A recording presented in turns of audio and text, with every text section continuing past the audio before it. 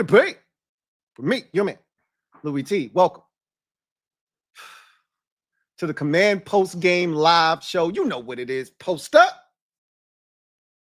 Take command. I, of course, am your Commander-in-Chief, Louie Tee. Thank you for joining me. I'm dressed in all black like the Omen, which means one of two things. We either took one on the chin or something really bad happened. A little bit of both. This was more about taking one on the chin, though. Commanders fall in week 1 to the Tampa Bay Buccaneers 30-20 or 37-20. Really disappointing performance by the Commanders. I was disappointed in the coaching staff. I was disappointed in the defense. I think the offense was what I expected, but still disappointed in the lack of targets for Terry McLaurin and the involvement of him in the offense. And I didn't think we handled the blitz as well as I expected us to.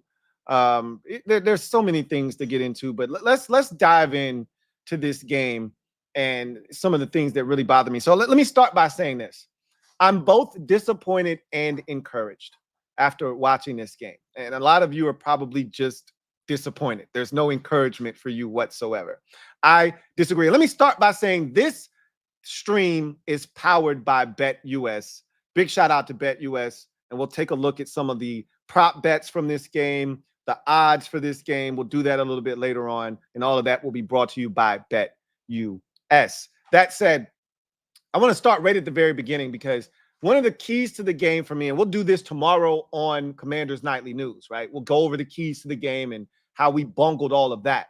But one of the things I talked about we had to do was we couldn't beat ourselves. We had to play mistake-free football on the road against a team that's just flat out better than you. The Buccaneers won their division and won a playoff game last year. This is no pushover. They're no slouch. Baker Mayfield's a good quarterback. That's a well-coached football team. They had a new offensive coordinator. We didn't know what to expect, but we knew what we were going to get defensively. And I didn't think as a coaching staff, they did a good enough job of preparing this team for what they were going to see. Case in point, opening possession of the game defensively. Now, again, some of this you can put on the coaching. Some of this is on the players, right? Clelin Ferrell, you can't have hands to the face on the first third down opportunity to get off the field and give them a first down and allow that to end up turning into a field goal drive. Can't do it. And we had a blown coverage on that play, on that possession that came because Clelin Ferrell had the hands to the face, or else they wouldn't have been on the field for that. That should have been a touchdown as well. So you kind of got away there, right? So then you have opportunities offensively. You got a chance to answer the Bucs, and you go down and you miss a field goal. All right, have a nice drive. It's the same shit that happened in the preseason against the Dolphins. Jayden takes us down the field, nice drive. And then you have a penalty that I thought was a phantom penalty, a block in the back that was just a terrible call by the officiating crew. And I didn't think this was a well-officiated game, but that's not why we lost, okay? But make no mistake about it. You're going to hear people complaining about the officials. Put a sock in it, okay? We lost this game because we didn't execute. We lost this game because we couldn't tackle Baker Mayfield. We lost this game because we couldn't cover in the secondary. We lost this game because we couldn't make field goals. We lost this game because we had inopportune penalties. We lost this game because we were outcoached and we were outsmarted. That's why we lost this game. We lost this game because we have weaknesses on this roster that probably won't be fixed until next offseason. We lost this game because of all the things that we thought were weaknesses coming into the season, like the kicking situation, like the corners. Who's going to get pressure on the quarterback off the edge, right? All of these things were question marks. One of the biggest question marks was the offensive line. We really didn't have any issues with that today. We really didn't have any issues with the offensive line, at least not from my perspective, right? At the end of the day, you come out of this game and the Bucs get a field goal, right? You find a way to get a stop. It wasn't pretty, you know, and it was more on the Bucs side of things and they're doing than it was us stopping them, but that's fine. You hold them to a field goal, you miss a field goal. They get another field goal, right? And then it's the self-inflicted wounds, right? It's the Benjamin St-Juste being in a position to pick off a pass on Baker Mayfield's first possession, on the Bucs' first possession, and him dropping it, right? You want to win on the road? Ball is life. Our defensive coordinator has talked all season about taking it away. They put him in a position to take it away, and what does he do? Drop it. Then doesn't turn his head around to look for the football. really good coverage against Mike Evans, but I got to find the football. You can't take away what you don't see. Gets beat for the touchdown, right? We've seen that movie plenty of times with Benjamin St-Juste, not finding the football. That's his specialty. I'm frustrated by the penalties. 12 men on the field defensively. It's 3rd and 11 for the Bucs. You go too many men on the field defensively. Again, coaching error, right? What the hell are we doing? Look like a year one program with a bunch of moving parts. We look like we were ill prepared. 12 men on the field, 3rd and 11 turns into 3rd and 6. They convert. I don't know if it would have mattered today. They had a 3rd and 17 and threw a wide receiver screen and got 24. So I don't know if it would have mattered today, but I sure as hell would have loved to have seen what they would have done on 3rd and 11 versus 3rd and 6. Sure would have loved to have found out. Sure would love to tackle Baker Mayfield when you got a chance to sack him. We had our hands on Baker Mayfield, or at least had opportunities dead to rights, at least 4 different occasions. Deron Payne had a chance. Jonathan Allen had a chance. Dante Fowler Jr. had a chance. I mean, he could have been sacked 4 or 5 times today. I actually liked the pressure, especially early in the ball game. But one of the keys was you got to make Baker Mayfield turn down his first option. You can't let him get to that first read. If that back foot hits the ground and the ball comes out, we're in trouble. How about playing 7-8 yards off on 3rd and 2 consistently early in this game? Again, bad schematics. All right. And I just said this on the Bleacher Report post-game show, that I'm less disappointed in the miscommunications in the secondary, the coverage bust. I'm less, because those are teachable moments. Mikey Samer still is a rookie. I expect mistakes out of him. On the very first possession, when they had that coverage bust that should have been a touchdown, that should have resulted in a touchdown for the Buccaneers, you can't go under a bunch set when they're trying to run interference in traffic. You can't run under that bunch. You got to go over the top of that, man. They ran a wheel route up the sideline and you went under and you gave him the sideline. You have to go over the top. Teachable moment. I'm not worried about that. That's good teaching tape. He knows now. You got to go over the top of that, buddy. Can't play that underneath, right? Even the one for the touchdown. They went back to the well again. Same thing. This time, they went out of motion, created a trip set to the wide side of the field, ran the corner route again, because the first time it was the wheel, the second time it was the corner. Miscommunication. Our nickel, Mike Sainstill, pointing to nobody. Teachable moment. I'm less disappointed in that. I'm more disappointed in 3rd and 2 and you're 8 yards off, giving up the ass on a speed cut. What is that about? Who are you stopping on 3rd and 2, 8 yards off? I'm more disappointed in that than I am the coverage bust, because the coverage bust is going to happen when you got young players, miscommunication, poor eye discipline. We had eye violations today. It's just going to happen with a young team. What I didn't account for were the defensive penalties on 3rd downs. Emmanuel Forbes, he's cooked.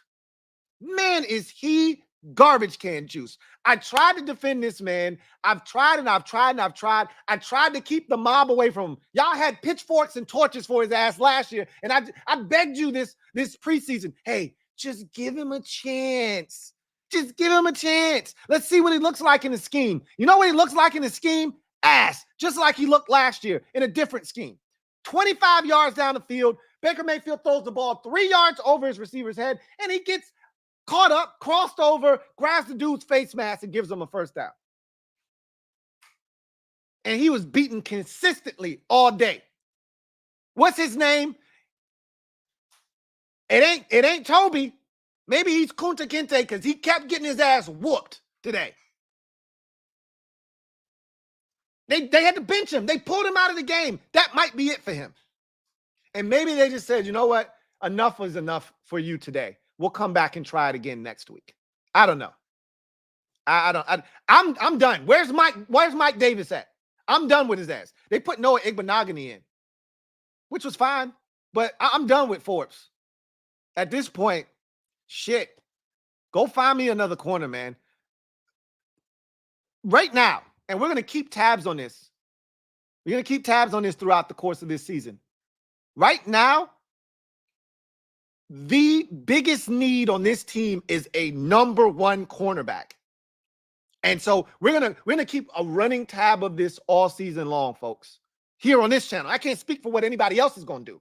I'm going to keep a running tab of what we need the most. Right now, at the top of the list is a number one cornerback. I want to spend, right now after week 1, I want to spend my number one pick on a starting caliber corner. And I want to spend some money in free agency. If there's a young corner available that you think can play, go sign his ass. And I want to double down and get another one in the draft.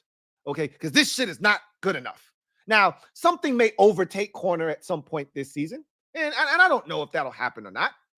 But as of right now, yeah, let me get one of those in the draft. All right, and I've seen a couple of really talented ones throughout the course of the college football season last year and into this year. But again, it's early.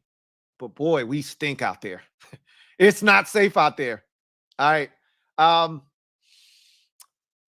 We're going to come back to the defense because there's a lot more things that I can nitpick, right? The tackling was just atrocious. Remember Dan Quinn said at his press conference about a week and a half ago, there were 2 things that he was really nervous about, but one more so than anything else, and that was tackling.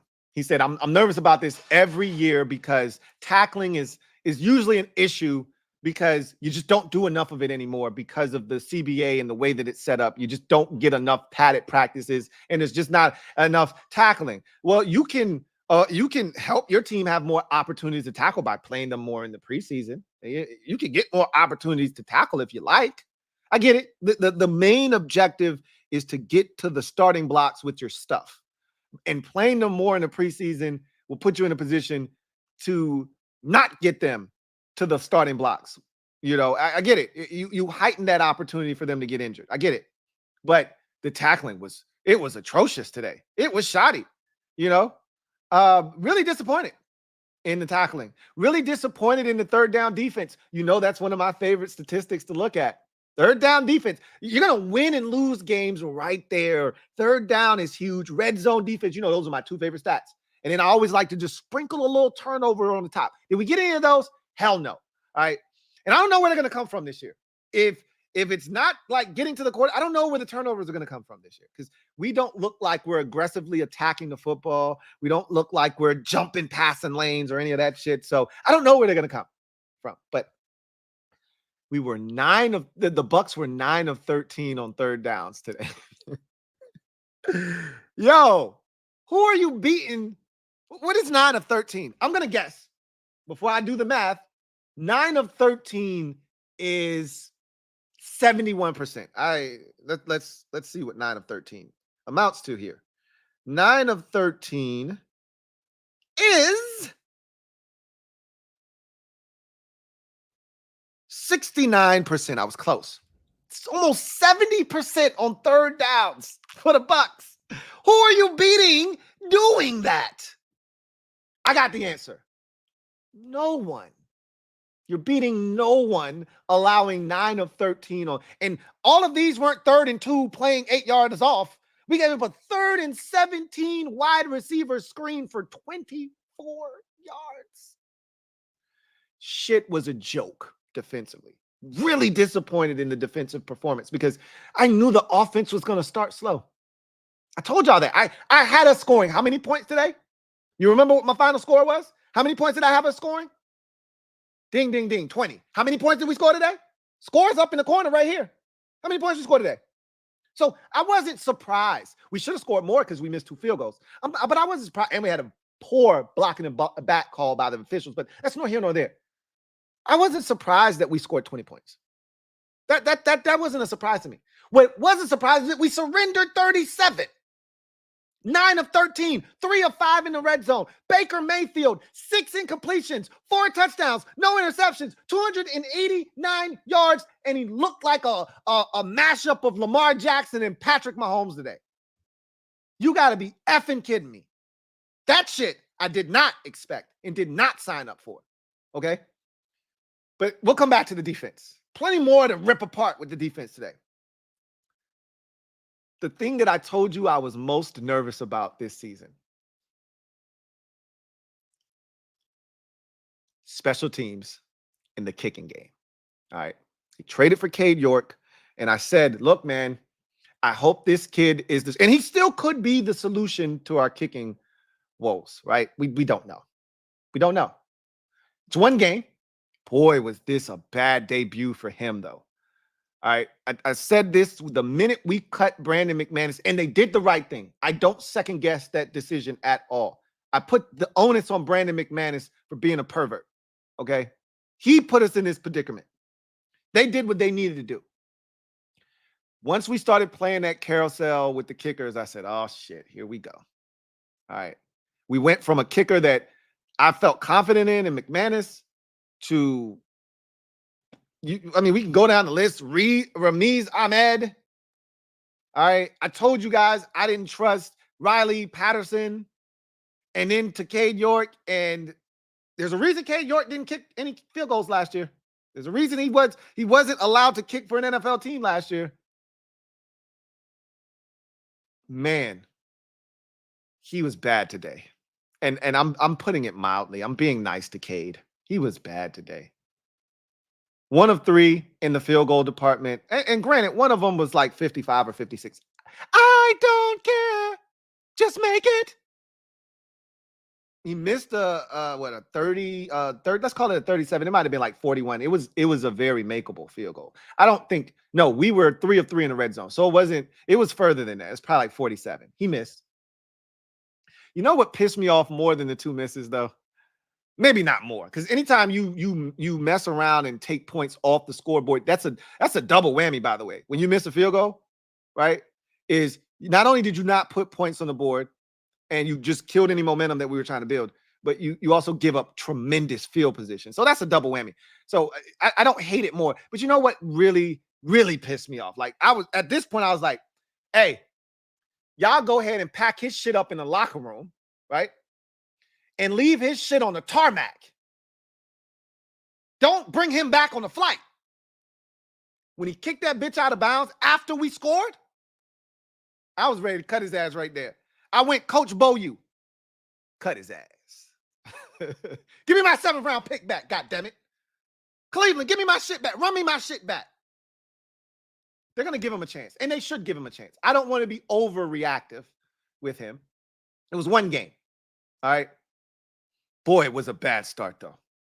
And I told you, we're not good enough to miss field goals, to kick shit out of bounds. He barely made the damn extra point on the first touchdown. Shit barely snuck in the upright.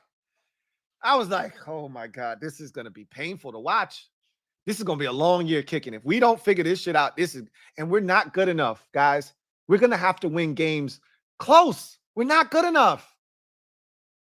They got to figure this shit out, man. They got to figure this out. And then there's the offense. I'm not as disappointed in the offense as I am the execution and the play calling and the game plan.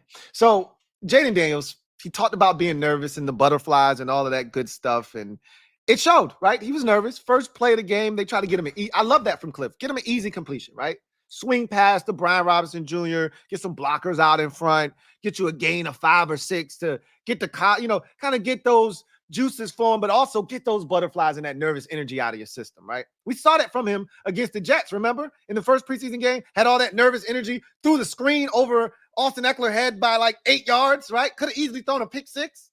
But it went over everybody's head and out of bounds. He was like, whoa, Jayden. It almost felt like getting on a horse, and that horse, and he jumps up. You're like, hey, whoa, Nelly. Calm down, girl, right? He did that shit again, right? And this time he threw it backwards. And I'm like, hey, knock that shit out of bounds. That's a 17-yard loss on 1st and 10, bro. What are we doing? Okay? No, 13-yard loss. Excuse me. It was 2nd and 23. We went from the 30-yard line back to the 17. Like, whoa. Wait a minute, guy. I know you're nervous, but calm down, right? So then he settles down, right? And the legs is what settled him down, right? It wasn't the arm. It was the legs that settled him down. I thought he made some good decisions, checking it down to Eckler, who looks like he's going to be money for us, by the way. and you know, getting it to Ertz and things of that nature. But here's where shit was really confusing. I was befuddled, right? Because I'm like, I went up to Cliff Kingsbury and I said, Eric Bieniemy, we had his ass tied up like Scooby-Doo. Let's see who this masked play caller is. Eric Bieniemy. We didn't get Terry a target until the third quarter. Have I gone mad? Wait a minute. Wait a minute. Is that Eric Bieniemy or not? Now, the first target for Terry should have been a touchdown. I got flashbacks of Case Keenum overshooting Terry in his very first game in the NFL in the third quarter versus the Eagles by 5 yards on a touchdown when he beat Ronald Darby for the second time in that game. Terry ran right by Jamel Dean. I told you his ass was a sausage patty out there. Jamel Dean looked like Jimmy Dean, and Terry ran right by him and cooked his ass. And I said, "Oh, I smell that Dean sausage." Pause. And Jayden was like, "That shit burnt." Threw it over his head by 3 yards. Oy vey. This was supposed to be one of your strengths. The deep ball, right? You can't miss that, man. Damn. That pissed me off. Not getting it to Terry in the game pissed me off. Anybody seen De'Ami Brown? Number two on your sheets and number 2 in your heart. Yeah, De'Ami Brown, number 2 in your heart. Anybody saw him? Still looking for him. I saw Luke McCaffrey. I see Olamide Zaccheaus. Is that Terry? Yeah, that's Terry McLaurin. Hey, Jamison Crowder caught a little screen. Yeah, Crowder caught a screen. Anybody see De'Ami Brown? Anybody? No? No De'Ami Brown? Did he even get a target today? What in the was that about? Right? Like, what are we lifting all them weights for? What are we doing all this preseason shit for? What are we doing it for? If we're not going to use it, what are we doing it for? So you feature De'Ami in the Jets game, you feature him in the Dolphins, and then you just don't use him in the regular season opener? What happened to the quick game, Cliff? What happened to the quick game? What happened to that Dolphins drive where he was spraying it? Terry, 5-yard hitch. Terry, 5-yard speed cut. De'Ami, 5-yard. What happened to the quick game? What happened to that? What are we doing all this preseason shit for? And we ain't going to use it. I don't know, man. Jayden's legs were phenomenal today, but I don't want him carrying the ball 16 times. Yep, he's a rookie. That's a part of what he does and what he brings to the table. I do know his legs are going to be problematic, but I need his arm to be featured more than it was today.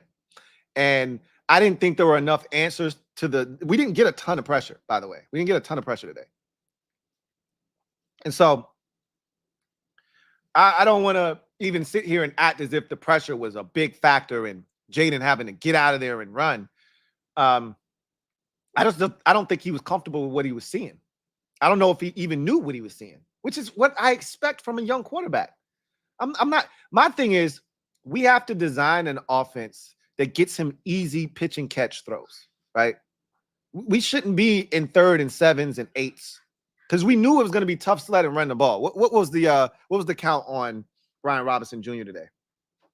I think running the ball, obviously Jayden is going to inflate the rushing totals for us.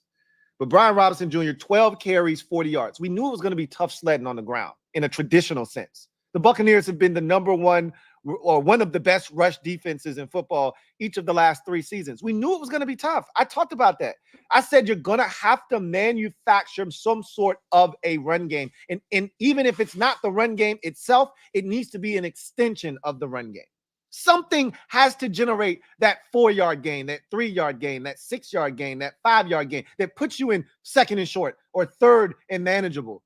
And we didn't consistently do. If it wasn't Jayden bailing us out with his legs, there needed to be some more consistency there. I didn't see it. But a lot of what we talked about this offseason from an offensive standpoint revolved around protecting the offensive line. The offensive line was fine today. The offensive line was not the issue. They were fine. Eckler, I think, needs more carries too. He had 2 carries for 10 yards. He looked good when he touched it. He was the leading receiver today. This, again, young quarterback, first game. I don't know why I was expecting more from Jayden from a passing standpoint. I thought he was going to have, 200 yards passing. I didn't think he was going to light it up and have 310 or 280 in his first game, but I thought he was like 202 or something like that.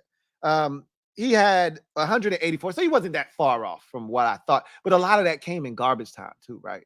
Like, he had 184 yards. My guess is 50 to 60 of that came in on that last drive in garbage time. He had the check down to Eckler, the catch, the throw to Terry, the throw to Ertz, the throw to Luke. All of that was in garbage time. That probably amassed 50 yards, passing yards for him right there. So, yeah, like this, I was expecting more from the pass game, and I'm looking at the passing attempts and the target. Diami's not even on the ledger because he didn't even have a target in the game. Right? That is just crazy to me. Terry McLaurin should not be tied for the lead in targets with Austin Eckler, Brian Robinson Jr., Zach Ertz, and Luke McCaffrey with 4. That should never be the case. If Zach Ertz just has one of those games where he's getting open over the middle of the field and Jayden's just working it with him and there's chemistry and he gets 11 targets and has 9 catches for 97 yards and a touchdown, sure, okay. That could be one of those games where Terry doesn't lead the team in targets. It shouldn't be because he's tied with 4 other guys with 4 targets. That's bullshit. And even with that said, Terry should have had 50. Terry should have had 70 or 80 yards because he should have had a touchdown. My guy deserves more. He deserves better. Yikes. I didn't see this game going in this manner. That wouldn't have been surprising to me. I thought we were going to win this game first and foremost, but losing was not going to be shocking. The manner in which we were manhandled was shocking to me because defensively, and I still think this is going to be a good defense, by the way. I know a lot of you are jumping off the cliff. I hope you have parachutes. Okay, I know a lot of you are jumping. I can't wait to get to the comment section because I know you guys are jumping off of the damn cliff. I'm not. I think this defense is going to be fine when it's all said and done. I'm more optimistic than a lot of you are, and I'm fully aware of that. But at the end of the day, there were a lot of things that I was disappointed with today defensively. But there were some things that made me say, okay, I can see that working out for us moving forward in the future. So with that said, let's get to the comment section and how we're going to do that. First, though, before we do that, is we're going to jump inside the odds powered by BetUS. Inside the odds.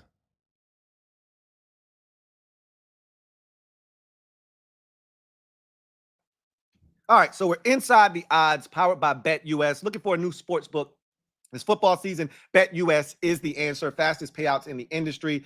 BetUS has upped the ante. As you saw in that little graphic, it was 125%. Scrap that. It's now 150% sign-up bonus for up to $2,000 on your first 3 deposits by using the promo code YouTube150. Also, BetUS provides you with 10% back on your net losses twice a year. Again, how many in the industry are doing that? Okay.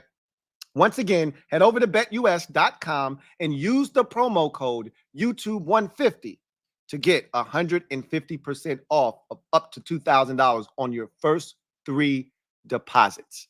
All right. So let's talk about some numbers from the game. And we start with the spread.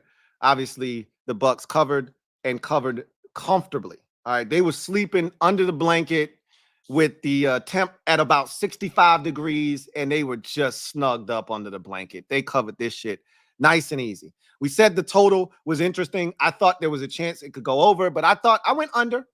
But I told you, I said, I can see this being a shootout. It was a shootout on one side. One team was doing the shooting, right? Guess who's doing the dropping? That would be us. So they smashed the 44 on the total. So they went over there. But let's get to some of the prop bets brought to you by BetUS. Zach Ertz. I said they were giving away money. I said, hey, go get yours. They're giving away money here. Zach Ertz, 23.5 over under on receiving yards. I said they giving away money. Boy, they made us sweat. Boy, they made us sweat. Boy, they want to make you sweat. Sweat till you can't sweat no more. Boy, until that last drive, that garbage time drive where he caught it and went up the sideline, Zach Ertz did not have 23 yards receiving. But he got 28 on 3 grabs. And so if you bet the over on Zach Ertz, I told you I would have gave you money. But I would have gave it away, but my wife won't let me. You got your money, man. They made you sweat, but you got your money. Zach Ertz, 28 yards receiving in this game. He went over that total. All right. Vegas knows something, right? Terry McLaurin, I told you I was taking the under here. I was taking the under, and I would have won, right? I knew he should have went over this total on one play. I'm disappointed. We would have felt a lot better about Jayden's performance, the offense's performance, and Terry's lack of targets would have felt, you could have cushioned it a little bit more if he hits that deep ball and Terry runs in the end zone. Gotta hit that shit, man. Damn. Terry went under the 58.5 point total for receiving yards in this game. Next prop bet brought to you by BetUS. Zach Ertz receptions. I would have taken the over. I thought he was going to get peppered in this game over and over and over again. As you can see, that was not the case. Ertz, 3 catches, which I still would have won my bet, right? I just thought he would have had 5 or 6 catches in this game. I just thought there was that connection we heard about all offseason, and he was going to get the ball a ton. I was wrong, but he would have still went over the 2.5 total. And then Jayden Daniels, obviously, this was a big one. Passing yards, I took the under. I told you guys I didn't think he would hit 217 yards passing in his debut. I thought the number was like 202 yards, something like that. He got close. He had a 184, but again, a lot of that came in garbage time. If he hits the deep ball to Terry, he smashes the over on this, and we're not having this discussion, and I would have lost this one. But he hit the under because he didn't hit that deep ball to Terry, and he used his legs. I would have loved to have seen, and next week I'm going to have a prop for you, Jayden Daniels rush yards. That's going to probably be the more intriguing stat, looking at what he did in this game and how decisive he was running the football and how many called and designed runs there were for him in this game. 16 carries. Yeah, I think the real number here for him is moving forward is going to be, hey, what them rush yards look like? What them rush yards look like? All of those numbers and totals that you saw were brought to you by BetUS. All right, let's get to the comment section. I'm dying to see what y'all, because I already know y'all are in here gloom and doom. The season's over. Fire everybody. All right, let's see what you guys are on. All right. Let's see what you guys are talking about. Shadow Striker starts us off tonight. Shadow Striker 789. Thank you for the super chat. Greatly appreciate you. Thank you for being a member of the MOBB, who writes, left hand up, right hand up. Touchdown Bucs. Good one. Good one. But for real, glad JD settled in. Looks promising. I believe that as well. I walked away feeling good about him. There was some misses. You could tell that there was some times where he got spooked, like the pass interference they called on Dennis, the linebacker, on Luke McCaffrey. Jayden was spooked. He threw off his back foot. That pass wasn't even close, but it was pass interference. But he just literally was getting rid of the football. He was spooked, right? And remember, one of the knocks that I had, I can't speak for anybody else. One of the knocks that I had on Jayden Daniels was when he scrambles, he doesn't scramble to look to throw. Once he scrambles, he's running. Did you see any scrambles with him looking to push the ball down the field? His eyes dropped and he's ready to make a play as a runner. I saw a lot of that today. I didn't see him making a play as a passer on the move. And so I think that's going to be something that's going to be a continued work in progress for him, because that is not a strength of his, if you ask me. And it wasn't in college. He says, upset about that Terry missed throw, story of his career. It's so sad. I know, man. I feel bad for Terry because he didn't get enough targets. And then when he finally wins, he gets a target and he wins. That's the end result, right? You know what's funny, what's coincidental is we used to shit on Taylor Heineke, but the only guy that could seem to get Terry the deep ball consistently was Taylor Heineke. He says, sad that there's defensive teams that have better cornerback units on practice squad. I can't confirm nor deny that, but I can tell you that our secondary, and I really want to narrow it to our corners, they're pretty bad. I like Noah Igbenogany, and I like, even though he struggled today, I think there's a bright future for Mikey Samer still. And again, Benjamin St-Juste was not in bad position, but, you know, this is the story of his career. He doesn't look for the football. So if you don't look for the football, you can't make plays on the ball. And that's always been my knock on him, even back at the University of Minnesota. So I've said this all along. I said, you're going to have to get Michael Davis in the game. And I'm waiting. I hope the adjustment next week is Michael Davis is starting opposite of Benjamin St-Juste. Ethan Dykes, thank you for the super chat. Greatly appreciate you. My guy E writes, lots of concerning things today. Terry targets, yep. Defense, yep. Forbes, yep. But let's not act like Tampa didn't win a playoff game last year. To be honest, I expected this. I didn't expect this. Again, had we lost this game, 27-23 with the defense looking competent, had we lost this game 23-17 with the defense looking competent, had we lost this game 20-13 with the defense looking competent, I expected that. That wouldn't have been something that shocked my senses. 37 points and Baker Mayfield out here looking like a Heisman Trophy winner. No, that shit was a shock to the senses. I don't give a shit that the Bucs won a playoff game last year. They're better than us. I didn't think they were 17 points better than us. And again, we made mistakes that would have allowed this gap to be a lot more narrower, right? Missed the 2 field goals, dropped a pick. There were, it had penalties on third downs that extended Bucs drives and gave them scoring opportunities. And there are a lot of things that we did that ultimately gave the Buccaneers more opportunities to put points up. And we took points off the scoreboard, by ourselves. So self-inflicted wounds throughout the game. But give credit where credit is due. The Bucs are a really good team. I didn't think they were that much better than us, though. Frank Brown, thank you for the super chat. Greatly appreciate you. Frank writes, what's up, Lou? What's up, Frank? I know this is a process, but man, this shit got out of hand. It's a process. And I told you it's going to be a roller coaster. There are going to be weeks where you feel like this after the game. There are going to be weeks where you're like, yo, that shit was awesome today, right? Next week might be one of those weeks. You might feel like this again next week, And if, again, next week is huge, and we'll talk about that during the course of the week. We don't win next week, we might start this bitch 0-6. Next week is big. Very, very big. But we got plenty of time to talk about that. He said, JD5 and the O will get better. Yes, they will. And that's encouraging for me. But we on life support on D. I beg to differ. Ball is not life right now. Oh, we are on life support. I get where you're going with this. Yeah, no.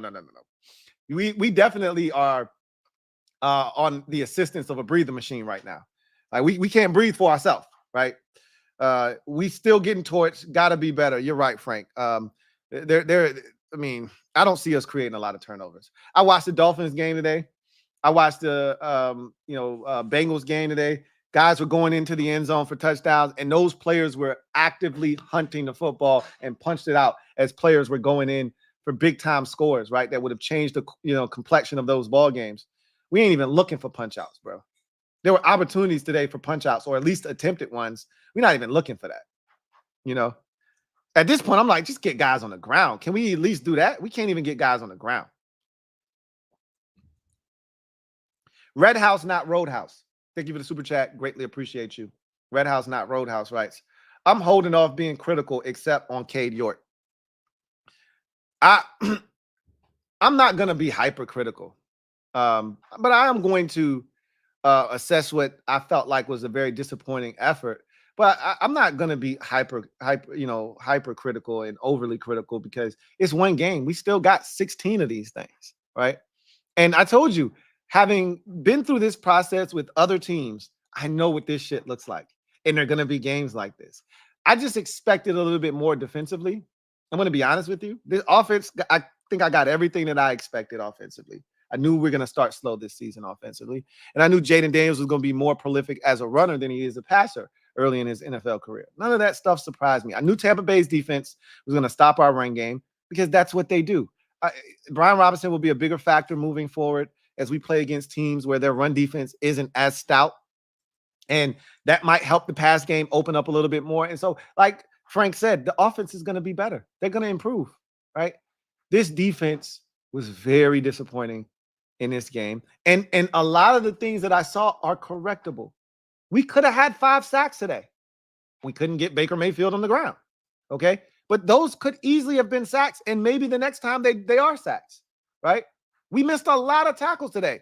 It's our first game. This first game, for lack of a better phrase, is like another preseason game.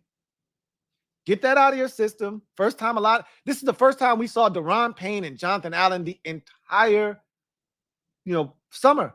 We haven't seen them. This was our first time seeing them. So I think we'll be fine in that regard.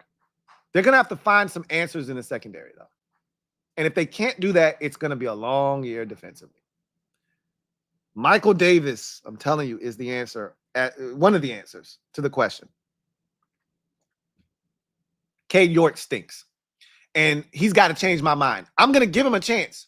But I'm not stopping anybody that's got a pitchfork and torch for his ass right now. I'm not stopping you. Go find his ass. I'm not stopping you.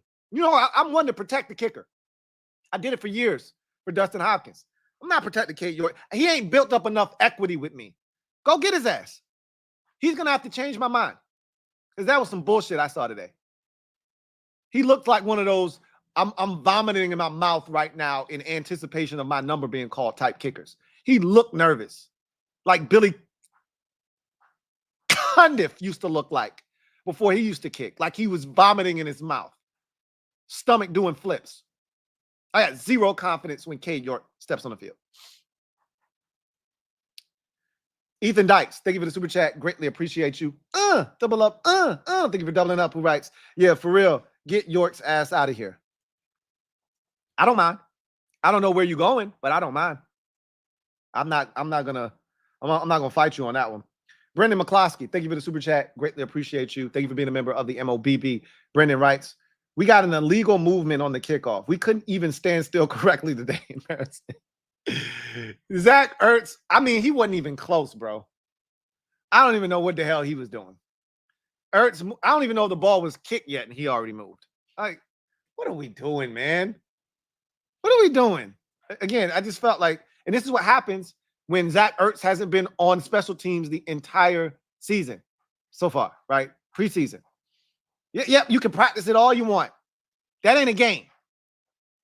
So now you put him in the game and his ass is loafing. He forgets. He's lunching.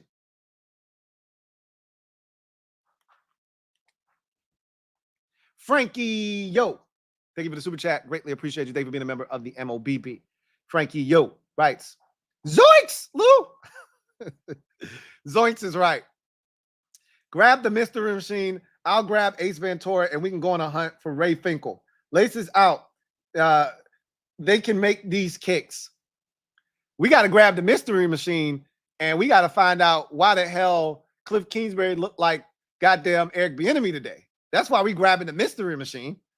So we can go catch the bad guy and figure out why the hell Eric Bieniemy found a way to infiltrate our offensive huddle today. Nate Master, thank you for the super chat. Greatly appreciate you. Nate Master writes, 0 aggression on 4th down and a 2-point. What the F, Quinn? So let's talk about that. I was so pissed off. And look, a defensive-minded coach is generally going to err on the side of being conservative. That's usually one of the things that I don't like about defensive coaches a lot of times is that they're going to cater to their defense. Instead of thinking, hey, defense ain't been shit today. Let's go for it here. What do we got to lose? It ain't like the defense been getting stops. The Bucs had scored on 5 of 6 possessions at that point of the game. It was, matter of fact, they had scored on 6 of 7 possessions at that point of the game. It was 30-14. At this point, third and 6 or 7, or 4th and 6 or 7. At this point, you had a penalty push you back to 3rd and 15, and you checked it down to Eckler, and he got about 8 or 9, got it to 4th and 6 or 7. I'm like, you got to go for this. What you got to lose? You got to go for this. And then Quinn sends out the punting unit, and I'm like, hey, that's a bitch-made move, DQ. Like, defense ain't shit today. What we pinning them deep for? What's that going to do? First run. Shit pops out for like 32 yards. Second run, the second run, the first run got him about 6. The second run got him about 22, and then the third run got him about 32. And I'm just like that. They in Washington territory. I'm like, so you punted the ball for that shit? Huh? You punted for that? Like I was in my Denzel bag. Eh? Punted for that? Huh? Go for it, bro. Where's your intestinal fortitude, EQ? You can't talk about that shit and don't live it. He ain't Dan Campbell. That's for damn sure. He ain't Dan Campbell, because Dan Campbell would have win for that bitch. All right, what the hell? Why not? I was disappointed on that. I was really disappointed. Cole, thank you for the super chat. Greatly appreciate you. Cole writes, what up, Lou? What's up, Cole? Defense was absolute trash today, and Cade York got to go. Just 1 week, though. Success doesn't happen overnight. We will be all right. And that's how I feel. It's good to hear somebody say that, because I know that's not going to be the overarching theme tonight. But it's good to hear somebody say that. And somebody else said, they expect this to be a process. And it is. It is a process. Mama said there'll be days like this, and there will be more of these days. This is not the last time we will look like this season. And contrary to what the score says, this was a competitive game. It got away from us late. It did, and we had chances to make this a much more competitive game. And we didn't take advantage of the opportunities, which was the theme of the day. But there's certain things that I need to see from them for me to understand that they understand that this shit wasn't good enough. I need changes on defense, specifically corner. Right. And if the change for them is Noah Igbenogany starting, fine. I don't give a shit. I just don't want to see 13 out there when you start the game against the Giants. Don't want to see his ass out there. And then Cade York, I don't think they're going to do anything. I would love for them to do something, because I'm about being proactive, But with kickers, I mean, it's crazy with kickers. He could look that bad this week, and then next week he could go 5 of 5, including a game winner. And then he could not miss another kick for 10 weeks, right? You just don't know with kickers. You just got to give him a chance. But he's on thin ice. He's skating on thin ice. Barrett Downing, thank you for the super chat. Greatly appreciate you. Thank you for being a member of the MOBB, who writes, I trust the process. We have to crawl to walk. Respect. That's what it's all about. Trust in the process. Too many of y'all want results right now. And I get it. And I've talked about this before, that it's tough to convince yourself that the process has to take place and that losing is going to happen, because we've been losing for a very long time and you're sick of it. The product will be better. The product will be better. I assure you of this. The product will be better. And the Bucs are a good team. Let's keep that in its proper perspective. The Giants, if the Giants do this to us next week, now we got some serious problem on our hands, because they're not the Bucs. They're not very good. They were awful today. They messed around, brought all the crew back from the 100 years and embarrassed themselves in front of that crew. LT, Carl Banks, Harry Carson, Eli Manning, Phil Simms, they were all there. watching these boys get taken out the back, the woodshed and tattooed. That shit was embarrassing to do that in front of the greats, the legends. They put on some throwback threads to get their ass thrown back in those threads. And if we let them do what the Bucs did to us today, next week, boy, it's going to be a long season. Boy, it's going to be a long season. But we got plenty of time to talk about that. Red House, not Roadhouse. Double up. Thank you for doubling up. Who writes? In celebrity news, Drake taking another L in February. Okay. We'll see about that. Ree, thank you for the super chat. Greatly appreciate you. My guy Ree writes, first of all, congrats. Good game, man. You guys were awesome today, especially on the offensive side of football. Baker played so well. The two touchdowns to Evans were both well covered. It was just Mike and Bake being perfectly in sync. I didn't even think he caught the second one. I thought the tip of the ball hit the ground and he did not have possession. And they didn't even look at the shit. They just gave him the touchdown. At that point, it was like, they're going to score anyway. Don't worry about it. He didn't catch that shit. But those were two perfectly placed footballs by Baker Mayfield. I agree. Because the coverage wasn't bad on either one. But again, our corners don't look back for the football. You can't make a play if you don't look back for the football. AJ Meehan, been a member for 25 months. My guy, AJ, writes, I'm sorry, but everyone who was drafted on the run besides Cosme and Robinson got to go. Forbes is unplayable and should be cut tomorrow morning. Sorry, not sorry. Jayden looks good. Great, thank God, but slide. He doesn't know how to. I told y'all he doesn't know how to slide. And y'all told me I was crazy. I had one person tell me there's evidence of him sliding in college all the time. You don't know what you're talking about. Okay. All right. Did he slide once today? Or did he do goddamn tucks and rolls all day? I didn't see a single slide today. But people try to convince me I was crazy that he could slide. Okay. You're not wrong about, the players under Ron. Jamin Davis played well today. He had a tackle for loss. Hey, how about that? Like, it's not all of the players that are left under Ron that are trash. But I agree with Forbes being unplayable at this point. He serves absolutely no purpose right now. I got nothing for you. I tried with him. I really did. And I'm not the year two using the B word with a guy, but if the shoe fits, goddammit, and this shoe fits snug, I don't even need to lace these bitches up. If the shoe fits, wear it. Rob, thank you for the super chat. Greatly appreciate you. Thank you for being a member of the MOBB, who writes, sup, Lou? Sup, Rob, I realize that this is a rebuild and it takes time. Half your roster is new and plenty of rookies, but what bothered me the most today was the horrible tackling and the suspect play calling. And that's why I said coaching was at the top of the pile for me today in terms of the things I was disappointed in. Because while the tackling was shoddy and there were opportunities, and so you can't put that on the coaching staff, right? You can't put Mike Sainristil going under on a wheel route and should have gave up a touchdown. You can't put Mike Sainristil passing off a guy in zone coverage to nobody on a corner route for a walk-in touchdown. Can't put that on coaching staff because that's not how they coach it up, right? Can't put it on the coaching staff that Deron Payne and Jonathan Allen and Dante Fowler Jr. can't sack the quarterback. Can't put that on the coaching staff. They put those guys in a position to make a play. You can't put it on the coaching staff that Benjamin St. Juste can't catch a pick when they put him in a position to drive on the football and take it away. Can't put that on the staff.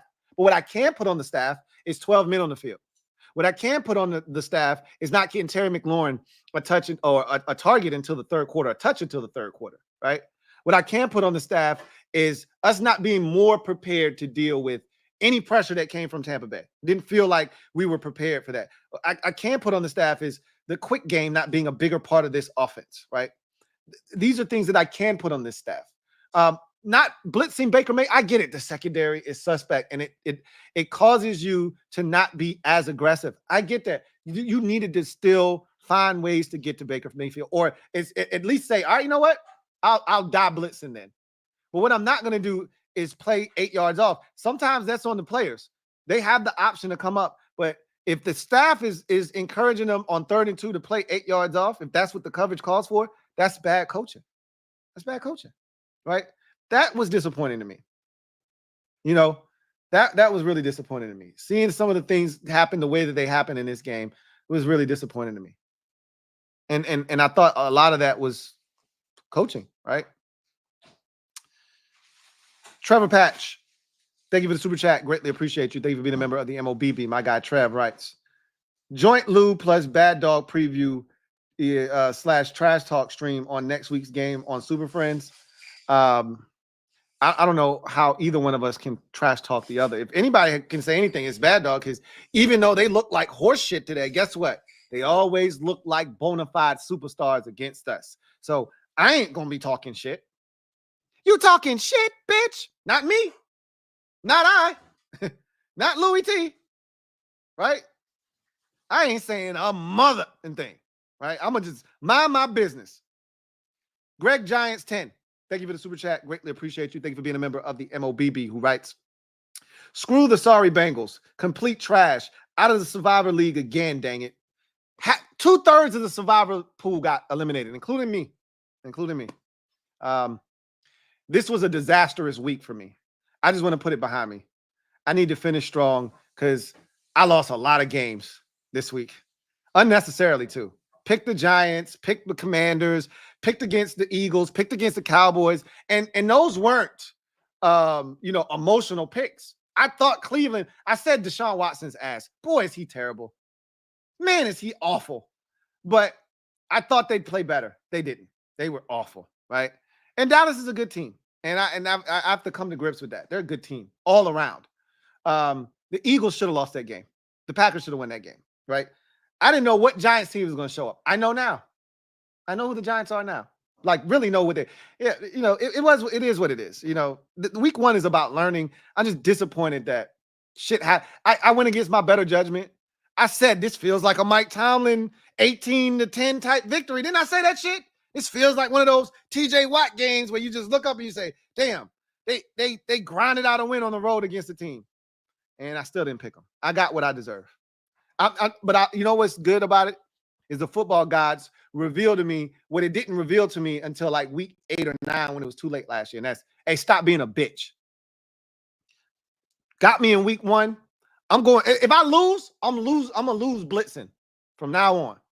I ain't going to sit back in soft zone and allow everything to be completed underneath and just have the ball matriculated down the field on my bitch ass. I'm going to be aggressive from here on out. And if I lose being aggressive, so be it. Ree, thank you for the super chat. Greatly appreciate you. Double up. Thank you for doubling up. Who writes, you have always said Baker has the goods. He finally seems like he's found where he belongs and he's found peace. He can be at his best. Baker Mayfield is super talented. He won a Heisman Trophy and he was the number 1 overall pick in the draft for a reason.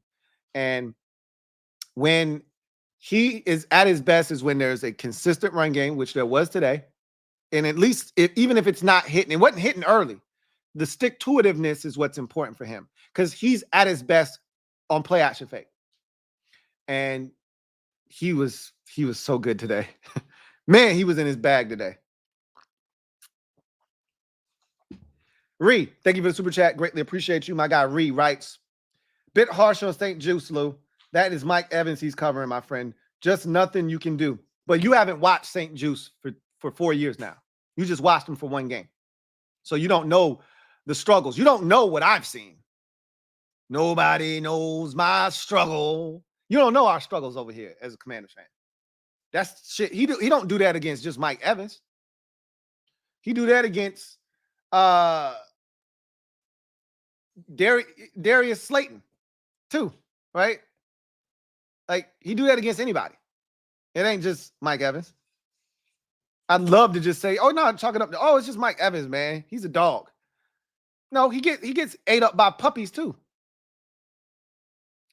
Ree, thank you for the super chat. Greatly appreciate you. Who writes, Chris Godwin is a master technician. He's not the fastest or the biggest or the strongest. I remember that was your guy that year in the draft. You wanted him so bad. But he's so polished and fundamentally sound. Yeah, he killed us on 3rd downs. My God, we couldn't cover him on 3rd downs. He blessed our rookie. That was a christening today. And that's to be expected. You got to teach the young fella, right? He got to learn.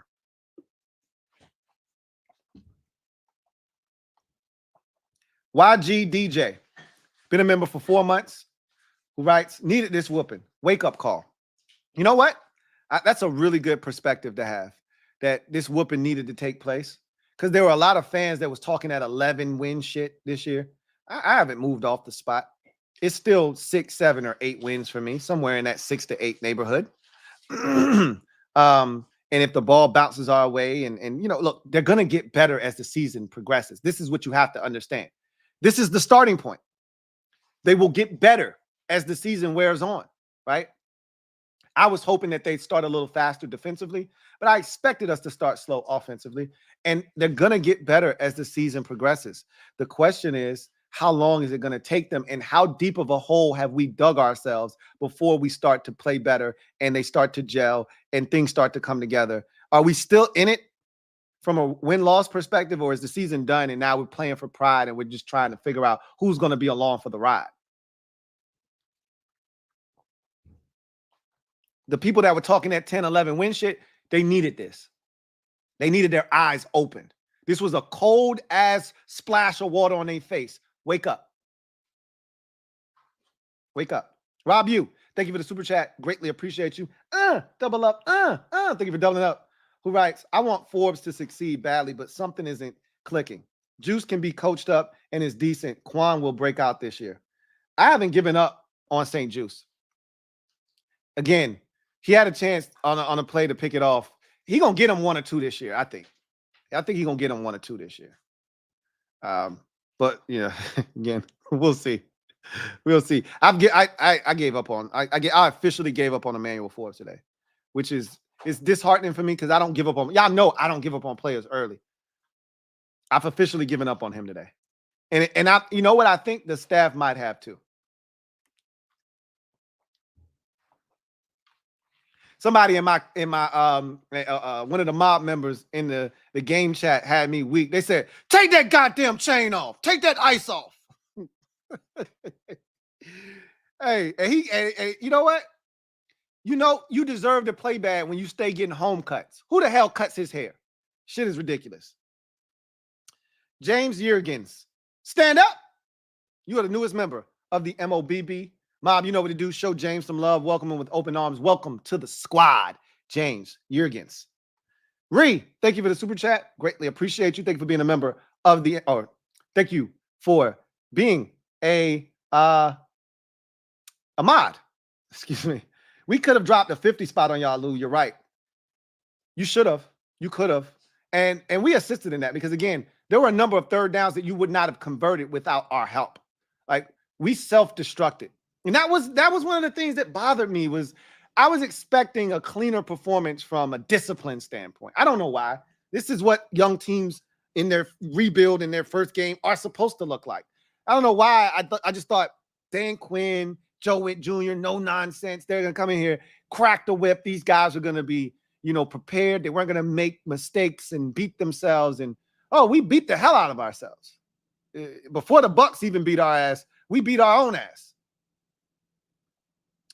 JLG, thank you for the super chat. Greatly appreciate you. Like, for instance, when you think about, you could have dropped 50, you dropped the touchdown. You shouldn't have even been on the field right there.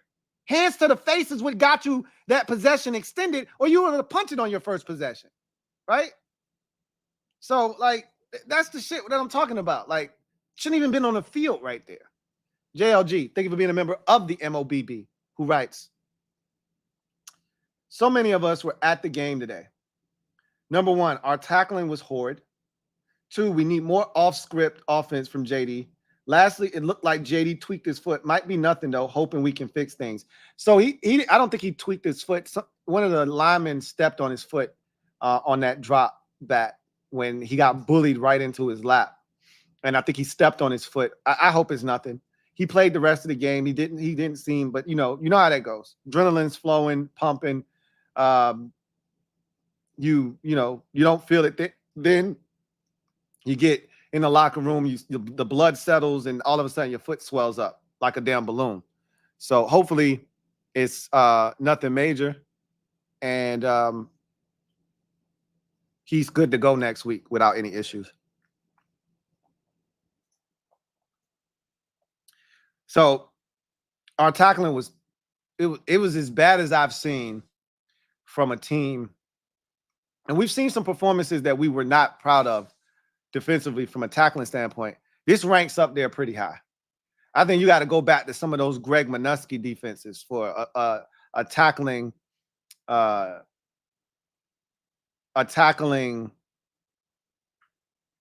can't think of the word that I want to say, but a tackling performance like this. I think you got to go all the way back to Greg Minuski for one of those.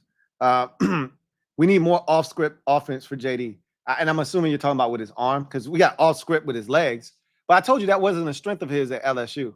Until he shows me otherwise, I don't think that's in his bag right now.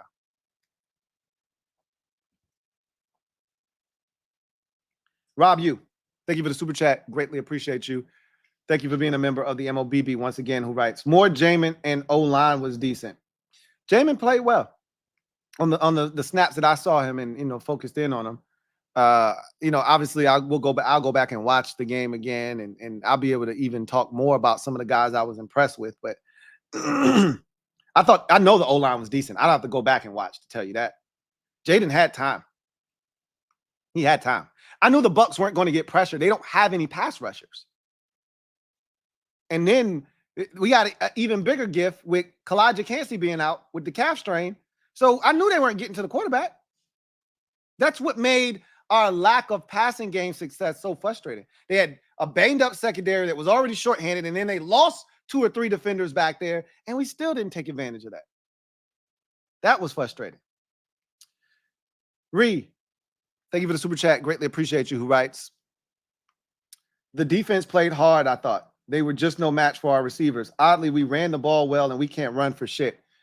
It didn't happen until late in the game.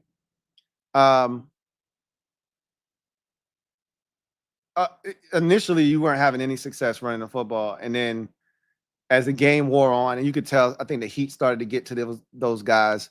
We were down a couple of defensive linemen in the game. And it was some dudes out there that I'm like, why is he out there? There was too much subbing for me. But early in the season, guys haven't played full games yet. All of this shit will get better. Deron Payne will be able to play more snaps. Jonathan Allen will be able to play more snaps. We'll probably have our rookie second-round pick, Johnny Newton, next week. He'll be back. So I won't see 64 out on the field, right? Because while he wasn't terrible, shit wasn't good enough, right? Wasn't good enough. So, and for those of you wondering who the hell 64 was, Benning Poto Ai was out there, number 64. I don't need to see that shit. All right, I don't need to see that shit. Swaggy P, thank you for the super chat. Greatly appreciate you. Thank you for being a member of the MOBB. My guy Swaggy writes, JD had a decent game and was the best of the rookie QBs today. I was peeping game on that because I watched all of them. Bo Nix threw 2 picks, led them back late and gave him a chance, but he threw 2 picks and was wildly inaccurate and was dink and dunk master, right? You look at, I think he had 39 or 36 or 39 pass attempts and only like 114 yards passing, right? And then Caleb was, I don't want to call it awful, but he completed less than 50% of his passes, didn't even hit 100 yards, but he didn't turn it over. And they won the game. Jayden fumbled. Luckily enough for us, our lineman recovered the ball. He had no idea that guy was behind him. So he tried to turn it over. Penalties and the secondary killed us. Also, York can walk back home. I believe we will be better next week. On to New York. Hashtag raise hell. We can't be much worse. Now, can we? I take that back. Yes, we can. I agree. I think we'll be better next week. How much better? We'll see. I like our chances, but you know what the Giants have been to us. They've been our kryptonite for whatever reason. I think that changes with Dan Quinn, but then again, I expected the defense to look a lot better, and you saw the shit that we got. So I don't know what to tell you. Swaggy P, double up, thank you for doubling up. Greatly appreciate you. My guy, Swaggy P writes, Also, Bengals already screwed me in the survivor pool. And I talked about this on the podcast. I said, I don't want to pick them. I'm never comfortable when that many people pick the same team. And, I wanted to change my pick on Friday. After the show, I had announced my pick already. I wanted to change my pick because I saw that T. Higgins was out. I didn't know T. Higgins was out. First of all, I didn't know Joe Burrow was that awful in week 1. He's now 1-5 in week 1 contests with more interceptions than touchdowns. Now, they lost this game for a slew of reasons. We'll get into that on the podcast, but once T. Higgins was out, I got nervous. They still should have won the game, though.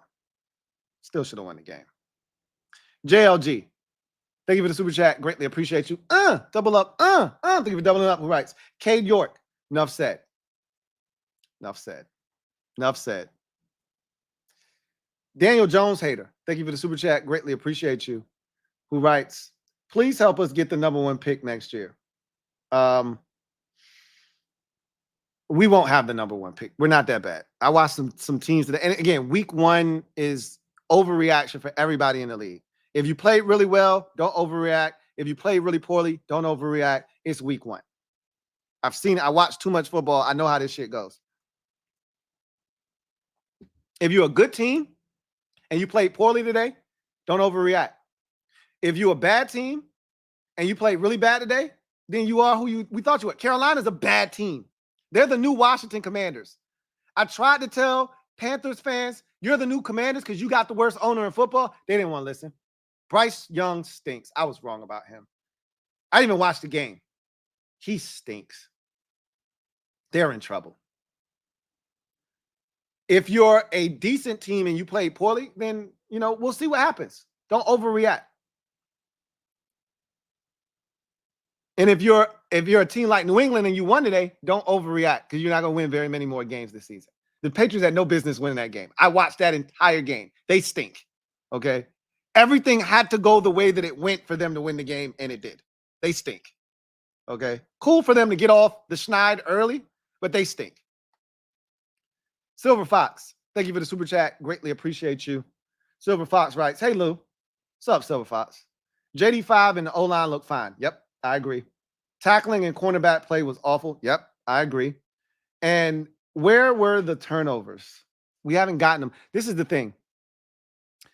I wasn't expecting them. I asked for them in the breakdown of the game, but I was not expecting them because we didn't get them in the preseason. We got one whole entire turnover in the preseason. In 3 games, 1 turnover. Okay. And we really weren't close to getting many more.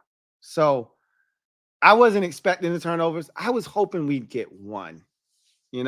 Bake would just be sloppy. And Bake, we could have got him. There were a couple of times where the pass rush came from behind and got to him. And I was hoping they'd poke it out of his hands there.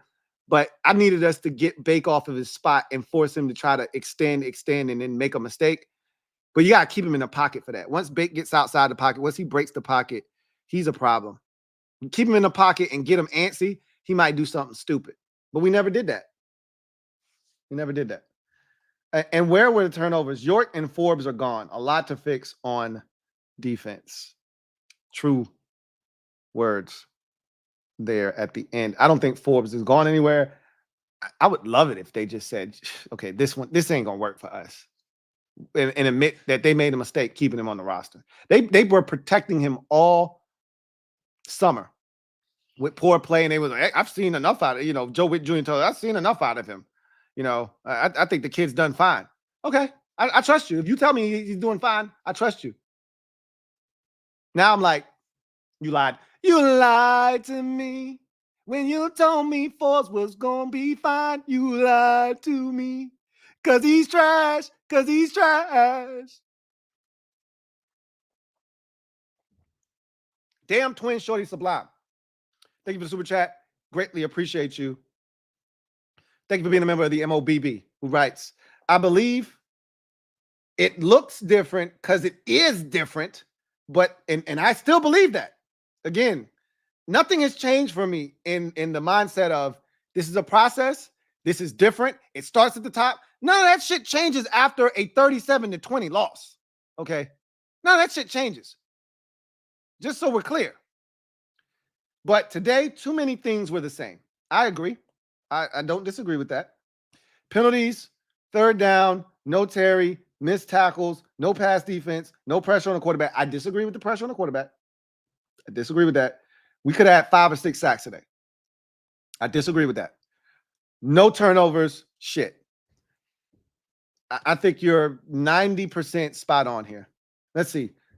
You said too many things look the same. 1, penalties 2, third down 3, no Terry 4, missed tackles 5, no pass defense 6, no pressure on the quarterback 7, no turnovers 8. Out of the 8 things, 7 of them were correct. So 7 out of 8. That's roughly 90, 87, 89%, somewhere in that neighborhood.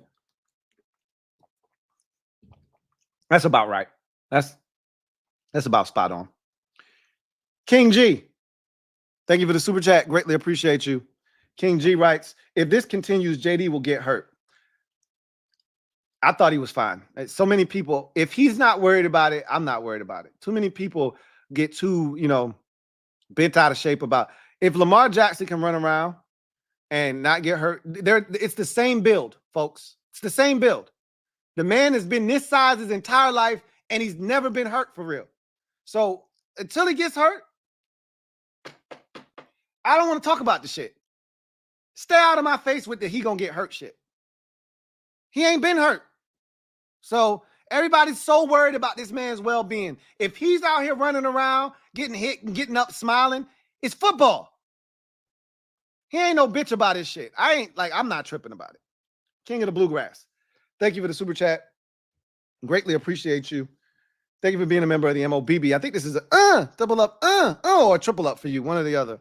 Who writes, blown coverages, poor tackling, lack of eye discipline, poor coaching from horrible situational awareness, the untimely penalties, gross and offensive over-pursuing, complete shit. Now, the over-pursuing was crazy. I love the aggressiveness. They allowed the defensive linemen and guys up front to attack.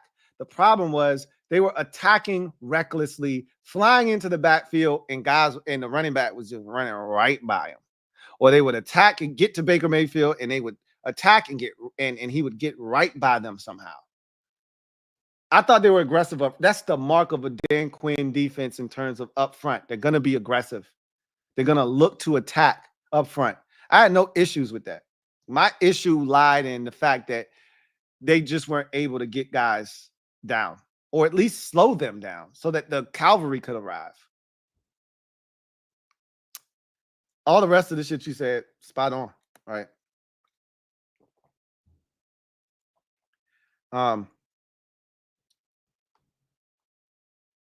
Pervy Sage, 4348, been a member for 11 months, almost at that year. Lou, where's the air raid offense? We told you already a long time ago when Cliff first, this ain't the air raid offense. It's not what Cliff Kingsbury is about. I expected more spacing concepts, but this ain't the air raid offense. Atlas 013, been a member for 35 months, almost at that 3-year Annie. My guy Atlas 0, thank you so much for being a member of the MOBB. Writes, did you know NFL rules say you can run on second down? Yes, I was aware of that rule. I was aware of that rule. I got to go back. So I think you're insinuating that there weren't very many second down runs by the squad today.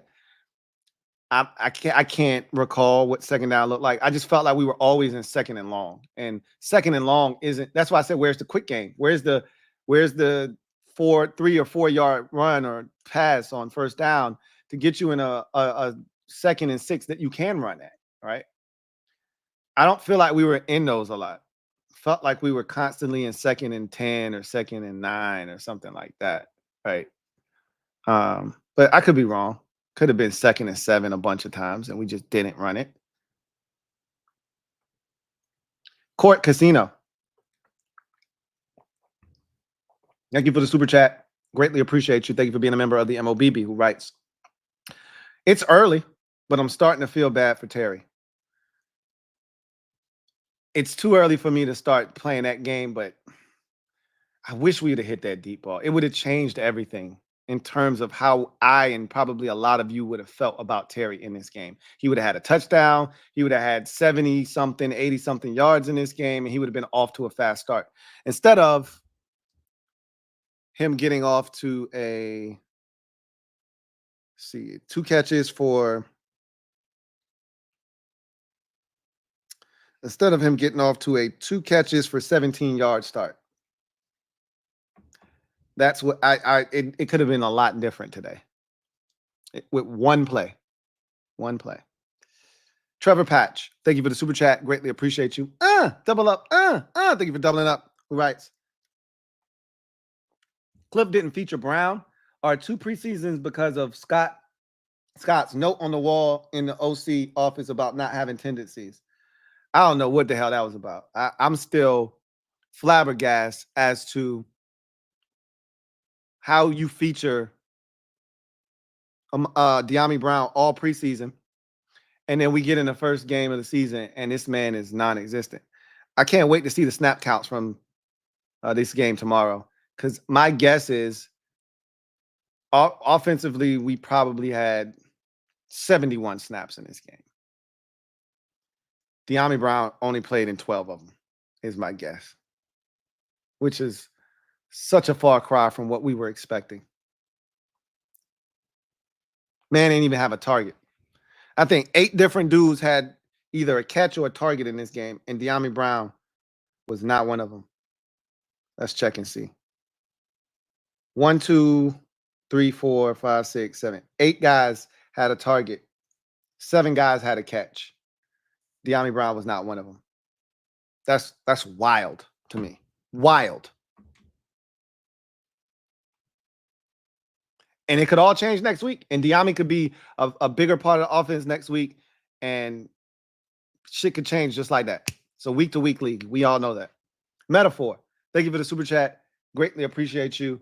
Thank you for being a member of the MOBB who writes, Wick gonna need screen defense drills all week. Learn them. That probably was the most disappointing play of the day. And there were a lot of them. And if I had to rank them, I'd put this 3rd and 17 screen at the top of the list defensively as my most disappointing play, because who didn't see that screen coming? I know I did. And as the shit developed, I'm watching and I'm saying, you gotta be kidding me. They're gonna let him get this. As he's moseying his way through the traffic, I'm like, yo, if somebody doesn't put a hand on this man, he's gonna get this first down. I was waiting for somebody to come in and hit him, slow him down, or take his legs out of nowhere and have him be 4 yards short of the first down. No such luck. It never came. And I was like, you gotta be kidding me, man. This is the pits. That was some old school 20. That was some 2022 shit right there. But 2021, excuse me. That was some 2021 Jack Del Rio special shit. When we were given, and remember, worst 3rd down defense. No, that 2019. It might have been 2019 when it'll be 3rd and 21. We like, yo, they still getting this shit. That's what that felt like. I felt helpless on 3rd downs today. I can't speak for you. I felt helpless on 3rd downs. Almost like they're gonna convert this, and if they don't, I'm surprised. It was one possession. I told the mob this in the chat. I said, hey, we getting a stop right here. That was and at that point, the Bucs were 5 of 5. They had not been stopped yet. 5 drives, 5 scores. I said, we getting a stop and we getting back in this game. Because the score at that time, I believe, was, I think it was 16-7. And we went down and we scored the touchdown and got right back in the game. Or was it 16-3? And that made it 16-10. I think it made it 16-10. No, we never had 10. It was 16-7, and they made it 16-14, I believe. But whatever the case may be, I said we were getting back in the game, and we did. But or maybe it was 23-7. Whatever. We got back in the game, and it was short-lived because we couldn't get stops. So, Will Kavanaugh, thank you for the super chat. Greatly appreciate you. Who writes, thank you for being a member of the MOBB. Who writes, maybe we could take out this loss on the Giants next week. They are worse than us. Hey, don't you start pointing the finger at other teams and calling them worse than us. Don't you do that. We are in no position to do that after what we saw today. Don't do it. Don't psych yourself up for some embarrassment. I always tell people, know your kids, right? If you know your kid is going to embarrass you, if you try to tell him, you need to apologize to this person, you know damn well your kid ain't going to apologize, don't embarrass yourself. Don't embarrass yourself. Know thyself. Know thy kids. Know thy team. Okay? Don't look down your nose at the Giants. Don't do that. And set yourself up for embarrassment next week. Just go into that game. The way that I've approached this season is I'm just going into every game, not really knowing what's going to happen, and just going to enjoy the ride. This was not a great ride. It was a bit bumpy, but it's a part of the ride. Sometimes when you're on a flight, there's turbulence. Other than that, though, the ride is fine. And you get to your destination and everything's okay. We'll see if that was a little turbulence or if this is going to be a rocky flight, right? Ed B, been a member for 36 months. Salute to Ed B. Let's regroup for week 2. It's still different. Still different. Still different. Even though damn twins Shorty Sublime said, man, a lot of shit today felt the same. It's still different. Trust me, it's still different. I told y'all when the 49ers did their rebuild, that first year, I think they were 6-10. Understand that this is not going to happen overnight. Lions in their first year with Dan Campbell, 3-13, I believe. A lot of close games that year. Not a lot of wins, right? Whatever the total was, it wasn't pretty. It takes time. Christopher McLaughlin, gifted 5 memberships. Thank you for your generosity. Truly appreciate you. Stand up. You 5 are the newest members of the MOBB, courtesy of my guy, Chris McLaughlin. So appreciative of your support and your generosity. Shout out to the newest members of the mob, courtesy of Christopher McLaughlin, my guy, Chris. Thank you once again. Ovechkin fan 1202 writes, thank you for the super chat. Felt like nobody stood out in a good way on defense today. Some stood out in a bad way. I feel strongly, believe me, but man, this one was tough. It was tough. And I wasn't upset watching this game. I was disappointed. And I told you there's 2 different emotions. I just expected a little bit more defensively. You know what I mean? I was hoping for the best on special teams, but expecting the worst, and I got what I thought. Because I always told y'all all offseason, I'm more worried about special teams than anything else on this team. So I was hoping for the best, but expecting the worst, and I got what I was expecting, which was unfortunate because I wanted Cade York to prove me wrong. But I was very disappointed with the defense. Didn't expect that performance. J Mark, thank you for the super chat. Greatly appreciate you. Thank you for being a member of the MOBB. J Mark writes, sup, LT? The Scooby-Doo reference was funny. APB out on number 2. Very disappointed in the defense. New coaches, some new players, but same old stink. Notre Dame and Washington equals a loss. Normally when Notre Dame loses, Washington wins, but it didn't happen today. That gave me even more hope because my weekend up until this point, the Braves have been funky. The Notre Dame Fighting Irish were obviously funky. And so I was like, yo, this shit is – I will trade in Braves wins, Notre Dame lost, wins. I will trade all them shits in for a Commanders win in a heartbeat. No hesitation. So I was thinking, look, I won't give a shit about – oh, that's a terrible decision, Stafford. I don't give a shit about a Notre Dame loss if it means that the Commanders are going to win on Sunday. And I was confident that that was going to happen because they lost. And then this shit happens. Now it makes my weekend even worse. excuse me, Christopher McLaughlin, my guy Chris. Thank you for the super chat. Greatly appreciate you. Thank you for your support and thank you for your generosity. My guy Chris, thank you for being a member of the MOBB. Writes, hey Lou, what's up, Chris? Hope all is well with you and the fam. Likewise. 2 questions. How concerned are you about the turnovers that seem to happen frequently against the Giants that lead us to lose? And how do you see Joe Witt Jr. Scheming the D against neighbors? Hard to say. They're going to have to figure out a way to slow him down because even in today's defeat, he looks like he's going to be really good. I don't even know how to answer the first question because the shit that happens against the Giants is hard to explain. It's nonsensical. It doesn't make any sense.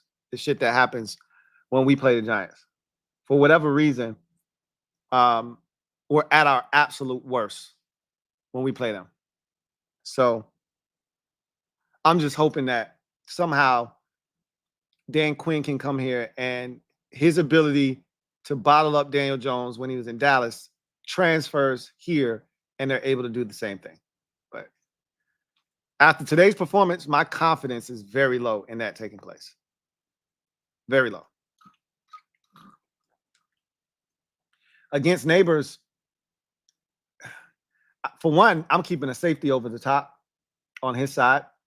Or I'm shading. If I'm playing single high, I'm shading towards his side because I just don't want to give up nothing cheap and deep to him, right? Or, I really would prefer to keep everything in front of me against the Giants because, and they got other guys that can run, but I just want to force Daniel Jones to have to snap it again as many times as I can because he's a walking turnover machine. So if I force him to snap it again, the next snap might be the one where he decides to do some goofy shit.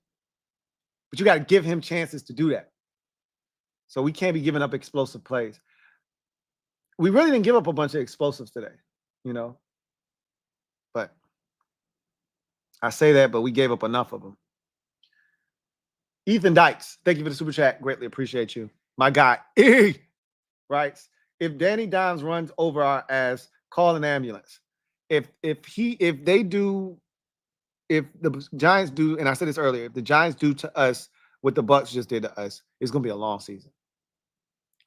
I know it's early, and I expect them to improve as the season progresses and moves along, but that's a tough, bitter pill to swallow. If the Giants, who looked like one of the worst teams in football today, we lost and we didn't play well, I didn't walk away saying we look like one of the worst teams in football. There have been times where I walked away and said, hey, we one of the worst teams in football, bro.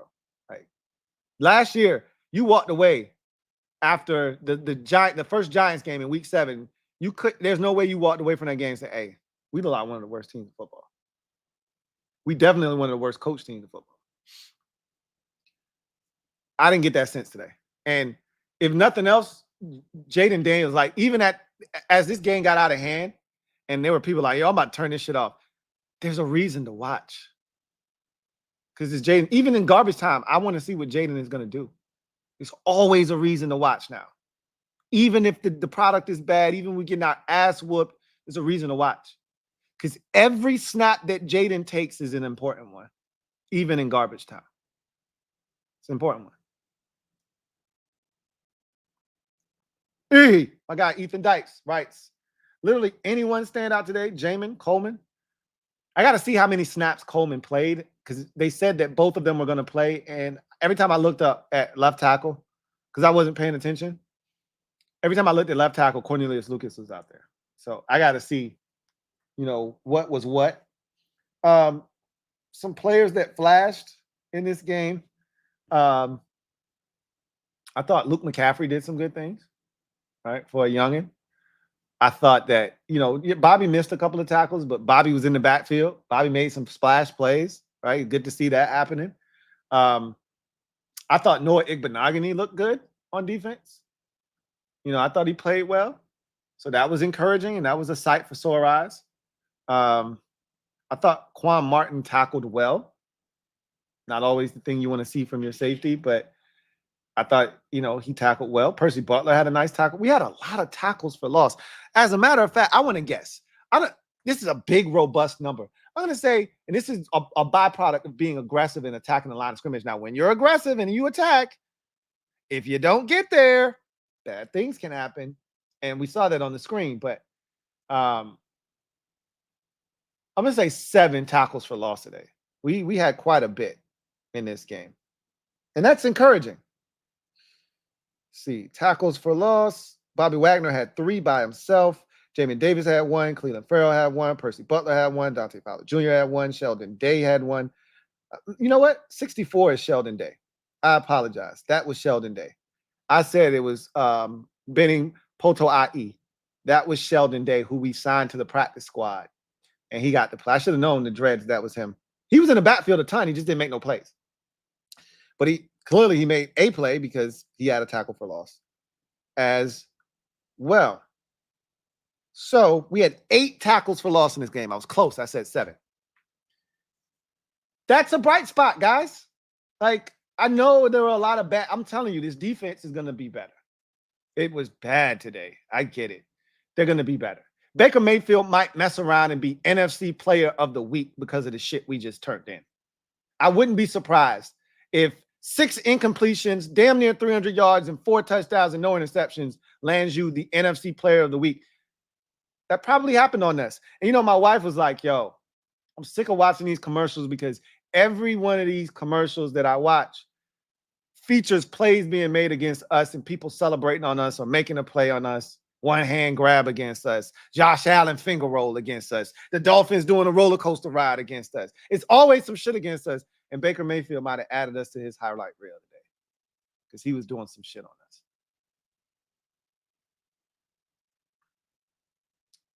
us. Metaphor. Thank you for the super chat. Greatly appreciate you. Double up. Thank you for doubling up. Who writes? Don't like looking elsewhere, but Joey Slide 3 of 3 today. Yeah, they were all chip shots, though. Joey ain't make no big-time field goals. All them shits was within, I don't think he kicked a 40-yard field goal today. All of Joey Slide's field goals was like 37, 34, 33. He made them, though. He made them. I was over there like, Joey, you slide, don't miss one of these shits. Joe, miss, goddammit. He won't miss shit. Good to see a old friend doing well, man. At least somebody got a dub today, right? Icy Wayne, thank you for the super chat. Greatly appreciate you. Icy Wayne, thank you for being a member of the MOBB writes. Honestly, Lou, JD looked good, but you're right. The play calling looked out of sorts on offense. But the defense, God, man, DBs, we should have got a pick and couldn't grab it. Benjamin St. Juice. Yep, had a shot. And that's why I said, can't put it all on the coaching staff.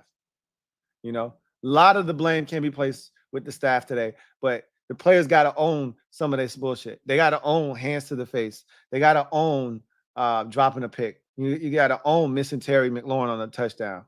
You know, you got to own some of the breakdowns into the coverage on the back end where guys are running wide open. You got to own that shit. They didn't call the play that has a guy running wide open on a corner route with nobody around him within 5 yards in any direction. They didn't call a defensive call that allowed that to happen. They played it that way, right? I don't think they told their defensive backs, hey, be 8 yards off on 3rd and 2. I don't think they said that shit. I think the DB just did that shit. Because as a DB, from my understanding, most times, unless the coverage calls for it specifically, most coverages call for you to be a certain distance away and play with certain leverage, inside technique, outside leverage, right? Off 7 yards and outside because you got inside help. So you play towards your help. But sometimes in certain situations, it's up to the DB to determine whether he's on or off in terms of coverage. And to be 8 yards off on 3rd and 2 makes absolutely no sense. None of our guys have that kind of click and close ability where you be off 8 yards and be able to stick your foot in the ground and make a pass breakup on a 5-yard speed cut. Ain't none of our dudes that nice. So that doesn't make any sense. I left this game feeling good about Jayden as well. Going Commando, been a member for 28 months. Really appreciate you. Going Commando writes, the Giants blowout is helping me cope right now. But the Giants weren't supposed to be good. Misery loves company, but it would have felt a lot better if the rest of the division would have struggled. Philadelphia, Dallas, somebody else. The Giants are supposed to stink. Just like we're not supposed to be all that great. So that doesn't make me feel any better. Oh, yeah, Caleb had a rough go of it. He looked like he stunk it up today. I saw the numbers, but yeah, he got blessed today. But they won. That's the most important part. They won the game. Tony, thank you for the super chat. Greatly appreciate you. My guy Tony writes, what was the offensive game plan? Well, early it was supposed to get Jayden into a rhythm, get the ball out of his hands, let him see completions, things of that nature. Obviously, that did not happen, especially after you throw it backwards for a 13-yard loss on first down. You can't do that. You know, I can't tell you what the offensive game plan was. We didn't look like we had a consistent plan of attack against Tampa Bay, which was a bit disappointing because I knew we weren't going to be able to run it all that effectively. So I was looking for some sort of extension of the run game through the short pass game, and it never felt like that clicked, or if that was even a thing, right? That was a bit disappointing for me. So I do challenge Cliff on what the actual game plan was, because it didn't seem cohesive to me. Joe Rockhead, thank you for the super chat. Greatly appreciate you. Thank you for being a member of the MOBB. My guy Joe writes, what's up, Lou? What's up, Joe? I'm very interested in the All-22 to see if JD was missing NFL open targets. This is not what Joe Witt Jr. described. Take the fork out of York. No, stick the fork in York. He's done. Okay. Oh, you said take the fork out of York. No. Put the fork in his ass. He's done. Stick the fork in him. He's done. Joe Witt, I'm not even tripping on him because you got to work with what you have. And guys got to make plays, man. Damn. How many times should we have gotten to the quarterback today? Juice got to make that play. Like, guys can't blow coverage. Like, as much as I want to kill him, the players have to play too. They got to make plays. I too am interested to see the All-22s, to see if guys were running open, because it felt like there were guys that might have been open and JD just was like, nah, I'm gonna tuck it and run. I want to see what that looks like too. I'm with you on that. Anxious to see the All-22s. Alexander the Great, thank you for the super chat. Greatly appreciate you. Who writes, Jayden slide like he jumping in a pool. Look, that's the best a man can do. I'd rather him do that than not slide at all. I'd rather him do that than not slide at all. Or not, hit the deck before he gets hit. So beggars can't be choosers. Christopher McLaughlin, my guy, been a member for 21 months. Who writes, hey, Lou, I realize we are in year one. However, is Sunday's game against the Giants a must win since the Bengals have a legitimate shot of starting 0-2? Also, curious your thoughts on T. Hill situation. So the Tyreek Hill situation, I'll probably talk about that a little bit on the podcast. It was crazy. It's a crazy situation to have happen before the game starts. For those of you who don't know what my guy Chris McLaughlin is talking about, Tyreek Hill was arrested on his way to the game this morning, not too far away from Hard Rock Cafe Stadium where the Dolphins play, for speeding. He got into a argument with the officer that pulled him over and was arrested. Was initially arrested and ultimately played in the game today.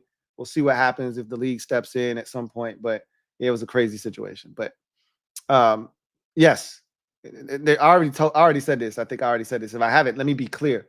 This week 2 contest is a must-win game. This is code red. It's code red for the season. You don't win this game, you could start 0-6. I've made this abundantly clear. You need to win this game against the Giants. No ifs, ands, or buts about it. Going Commando, thank you for the super chat. Greatly appreciate you. Going Commando writes, both disappointed and unsurprised by the fans calling for Jayden's head already. Where'd you see that at? I haven't seen anybody calling for his head. I personally left more confident that he's the guy. 2 touchdowns and almost 100 yards rushing is also great for my fantasy. I don't give a damn about fantasy, but if you got him on your fantasy team, that's good for you, because you need those points somewhere. I don't know how the rushing works, but he's gonna be fine. I've left the game encouraged by what I saw from him. I need him to hit that deep ball to Terry, though. Jay Willard, been a member for 36 months. Salute. And my guy Jay, who writes, they can get there. We just have to give them some time. Amen to that. Red Wing 01, thank you for the super chat. Greatly appreciate you. Thank you for being a member of the MOBB, who writes, all right, look, Tampa Bay is a tough team. We have a new staff and like 60% of a new roster. Need time to gel in another season of additions. Hope Coleman, Newton, and Noah B are ready from here. Need a new kicker, though. Couldn't agree more. And there's going to be more, things that we'll be able to assess and say, hey, like Ben Sinnott, good football player. Like, we'll get deeper into the season. He'll get more opportunities. And you'll start to see some of these guys really, show themselves as valuable commodities. But it's early. You expected, there to be bumps in the road, to be growing pains. This is not a surprise from a growing pain standpoint. It's a surprise from how the loss was achieved and how poorly we looked in certain facets of the game. There were things that we expect. We knew that we went into this game saying, hey, our corners ain't shit. And what did our corners play like? Shit. We went into this game saying, man, don't know about the kicking situation. And the kicking situation was terrible, right? We went into this game saying that, hey, it's a young team, expect mistakes. We haven't forced turnovers in the entire preseason, really, but one.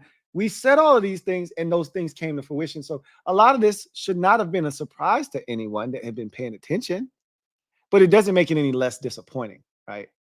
That's all. I agree, though, with everything that you said.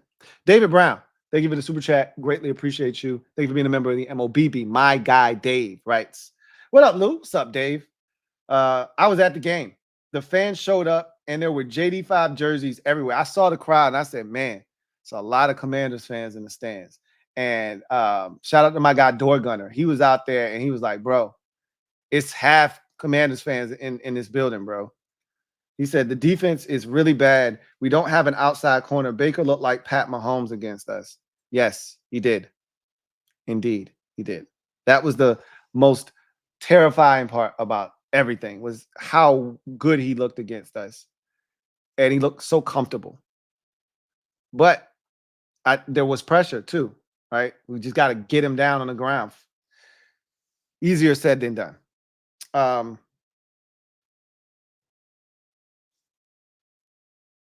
I don't know if we have an outside corner or not. We might not. That might be true. Ricky D. Hustle, thank you for the super chat. Greatly appreciate you. Ricky writes, what up, Lou? What's up, Ricky? I know it's been a while. It's because I'm still inside, LO. Well, this ain't gonna bring you outside then, huh? But this was a bad team loss. Offense, defense, special teams all look meh. Hashtag HTTC. You're not wrong. This was a total team effort to piss this one away. Total team effort. Kevin the PRF, thank you for the super chat. Greatly appreciate you. Thank you for being a member of the MOBB and a mod. My guy Kev writes, earlies are in, not a fan of any interior RPO. Let's get to me either. Like, he had a run up the middle that I was not happy about. So let's get to the comment section on X.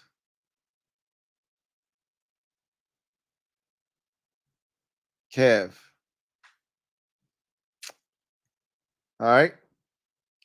DJ, stand up. You are the newest member of the MOBB. Mob, you know what to do. Show DJ some love. Also, welcome Ko and me, Mom. Thank you all for becoming the newest members of the squad. Welcome aboard. All right. Shout out to Kevin the PRF for grabbing the early soups. Steven Kinsler, thank you for the super chat. Greatly appreciate you. Steven writes, I know this is a rebuild, but damn, defense, have some damn balls. One stop all day. That's brutal, man. I was keeping tabs after they went 3 of 3 on the first 3 possessions and had 13 points. I started keeping a running tab. Like, this shit is comical at this point. 4-4, then 5-5. It's 23 before we finally get a stop, right? 23-7. It's just ridiculous. And why are we shuffling offensive tackles? Lucas is not the future. They want to work in Brandon Coleman, get his feet wet. I think you'll see Coleman probably start next week is my guess. But, you know, who knows? It might be Lucas again, being that you got some explosive edge rushers next week. They may try to continue to, you know, get him comfortable. Joshua Farish. It's a good question, though. At some point, you got to turn the young fella loose, right? Thank you for the super chat. Greatly appreciate you. Joshua writes, can we really say we hang our hat on the defense this year? Also, welcome to the kicker wilderness. Yes, I think you can still say that. And not after this game, but I still think the defense is going to be good this year. I know a lot of you are panicking, and I'm probably a lot more optimistic than a lot of you are, but I really feel like the defense is going to be fine this year. And I don't want to say we're in a kicker wilderness yet, but God, it feels like we're back in the wilderness again, in the kicker wilderness. And it's never a place you want to be. Atlas 013. Double up. Thank you for doubling up. Who writes, it just doesn't feel different. It is still different. It is still different. Even if it doesn't feel necessarily different. He says, we almost get the sack. We almost get the pick. We don't get Terry involved. I feel like we've been saying that for years now. I need the Giants game. Hashtag not Jayden's fault. You're not wrong about any of that. You're not wrong about any of that. You just get tired of saying the same shit over and over again. You get tired of watching the same shit over and over again. But I told you they have to hit the reset button. And in order to do that, you're going to have to take a lot of the shit that you've been running from. So just understand that it's a process. Trevor Patch, my guy, Trev. Thank you for the super chat. Greatly appreciate you. Who writes, Lou, serious note. They really didn't do enough. O-line, BJ is trash. Who is BJ? Cliff had to run a million screens as a result. They're going to have JD5 seeing ghosts like Sam Howell by week 8. Hashtag my worst fear. I got to watch the game again because I didn't think the offensive line was terrible. You know, I've like 2 people say that the offensive line wasn't good today. Most people said the O-line was fine. That was the sense that I got watching the game. I could be wrong. And the offensive line there could have been quick pressures and things that didn't feel like it because JD was getting away. It felt like he had time and then he was tucking and running because he didn't like what he saw. But I could be wrong about that. Trev says, you doing mob film breakdowns this year? Of course I am. Thank you for that super chat. Of course I am. Trev, thank you for the super chat. Greatly appreciate you. Who also writes, passing league, draft 3 to 400-pound linebackers, defensive tackle with 8 DBs on the field. I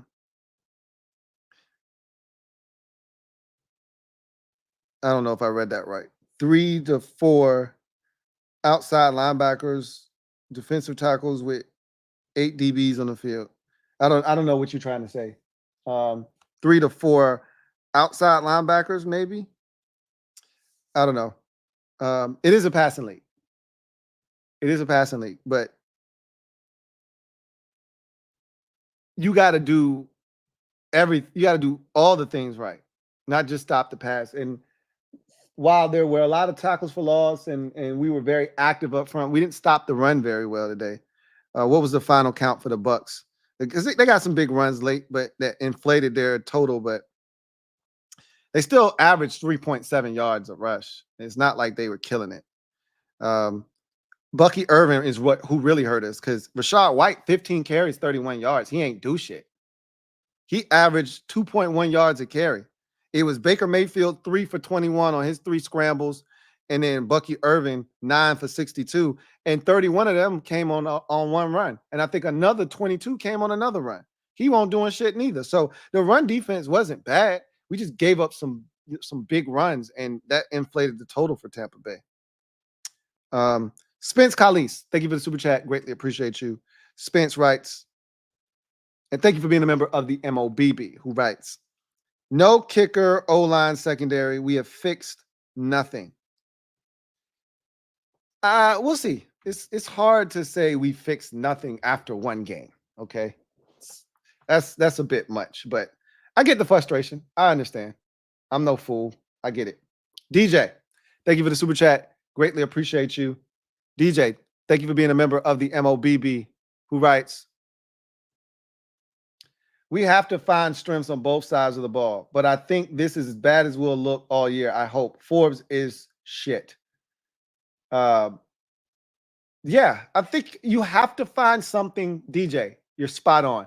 You have to find something you can hang your hat on both sides of the ball. I don't really know what that is on defense right now. Nothing. I walked away from this game saying, hey, we're elite at that. I saw flashes of an elite run defense that could get to the back. Like, here's what I do know. We're going to penetrate and get through the offensive line, and we're going to get in the backfield. And if your offensive line isn't good enough, if you don't have the right play called, if you don't have a good plan, we're going to cause havoc in the backfield. I can tell you that right now, because we were getting in the backfield. They had the right play called a lot of times, and we missed Baker Mayfield, but we were in there, right? He was somehow getting away. You get a lesser quarterback, or you get somebody who isn't as nimble or able to somehow squirm their way out. And we would have had 5 sacks today. We had 8 tackles for loss. I think you can hang your hat on that. And then, because you're gonna need that. You're gonna need to put teams behind the sticks. If that's the way your pass defense is gonna look, you're gonna need teams to be in 3rd and 17 and 3rd and 12 and force them to throw screens. And then you're gonna have to tackle way better than we did today. I can't see us tackling worse at any point this season than we did in week 1. I think that was a week 1 thing. I don't think that's indicative of who we are as a team tackling wise. I think that's one of those, hey, we didn't tackle enough in the offseason, and so this is the byproduct of that. Offensively, I really don't know where you hang your hat on offensively right now, other than Jayden Daniels' legs. And you can't, I don't want to live in that world. I don't want to live in a world where we rely on his legs. J Mart, thank you for the super chat. Greatly appreciate you. J Mart writes, is it too early for a players only? Yes, it's way too early for a players only meeting, J Mart. Sonny Rawson writes, Sonny Rawson, been a member for 32 months. Really appreciate you, my guy. Sonny writes, Lou, you bless my parlay with the Ertz. I'm going to bless you. I appreciate you, man. I appreciate you. Greg Giants 10. Thank you for the super chat. Greatly appreciate you. I think this might be your 3rd one, but just in case, double up. Thank you for doubling up. Who writes, I don't want to win anymore. I want a QB. Please don't choke like y'all always do versus us. Just win. Every time you ask us to beat you, this is what happens. We lose. Just stop asking and let it happen. Okay?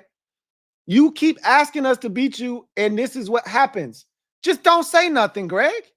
Just let it happen. When you start begging, bad things happen. Just let it happen, Greg. Jonathan Hart, been a member for 1 month. Well,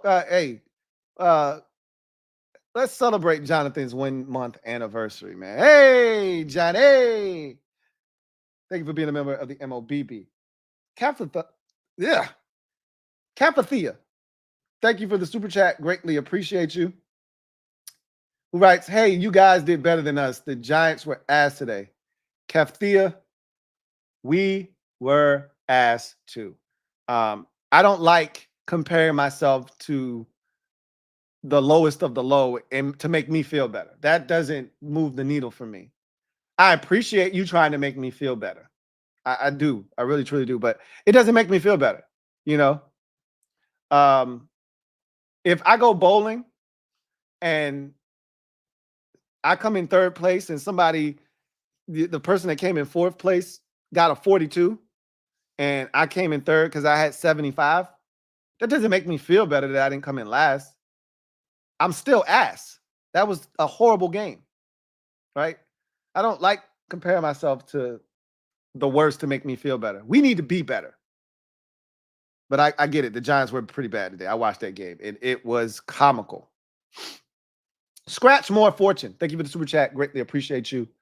Thank you for being a member of the MOBB who writes, I know Joe Witt is going to be pissed. Yeah, I'm pretty sure he's not happy about this. Nor should he be. It was awful. JP, and I told you they're going to get better. They're going to turn this shit around. I really feel confident that that's going to happen. JP, my guy, John Perez, thank you for the super chat. Greatly appreciate you. Thank you for being a member of the MOBB. JP writes, well, that was frustrating. Yeah, it was.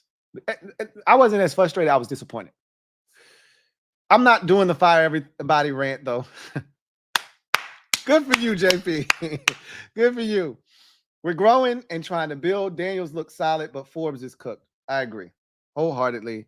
Good for you. That shows growth, JP. I'm proud of you. Stephen Howe, thank you for the super chat. Greatly appreciate you. Stephen writes, offensively, we did not get the ball to Terry. Defensively, missed tackles and too many blown coverages. Jayden played great. I wouldn't say he played great. Great is too strong of a word there. You can't miss that deep ball and say that he played great. I thought he competed his ass off, and I thought he played solidly. I'm encouraged by what I saw. Very encouraged, but still got a long ways to go. King of the North, thank you for the super chat. Greatly appreciate you. Thank you for being a member of the MOBB who writes, it's a passing league, and we don't have enough quality receivers and cornerbacks. It's going to be a long season. I feel a lot better if we see improvement every week. And we will. You will. Because they're still figuring out. This is the thing you guys got to remember. They're still figuring out things on the fly. Like, they're still figuring out who can play for us. Noah Igbenogany might be the answer. All right? Mike Davis might be the answer. Right? They're still figuring that stuff out. They don't really know until you put these guys in these situations. You don't know. What they do know after today is Emmanuel Forbes ain't the answer. They do know that, right? But it's trial and error. That's the only way you're going to figure these things out. Mike Samer still made some mistakes today. He's a rookie. That's going to happen. He'll be better. Trust me, right? It's a passing league. We'll be better. And we're going to get to the quarterback more too, all right? Those tackles for losses, some of those are going to translate to sacks as well. Like, we were in the backfield. And as far as the receivers are concerned, we know there's a deficit there. But it's enough stuff between the running backs who caught the ball well today, the tight ends, and the select few receivers there. And I thought Luke looked good today. We'll be fine for this year. I've said this already. We'll be fine for this year. Next year, we're going to see major improvements made on both sides of the football, including receiver and cornerback. But you make do with what you have, and you will see improvement from this team as the weeks progress. Trust me. Darnell Kelly, been a member for 36 months. Salute. My guy Darnell writes, I hope they tell the truth on Tell the Truth Monday. Faith Hill and the wide receivers have to be featured. Terry needs targets. Hey, yo, NIU, that's crazy. Yeah, that was crazy. Yeah, I know. Tell the Truth Monday is going to be lit because I got a lot of truth telling to do. I want to see what Dan Quinn is going to do on Tell the Truth Monday. I want to hear what he's got to say. 28, the great, no debate. They'll honor him this year. Lou Wagner looked old today. Yeah, he did. I agree. There were some plays that the old Bobby Wagner would have made, but this old Bobby Wagner didn't make. You know what, though?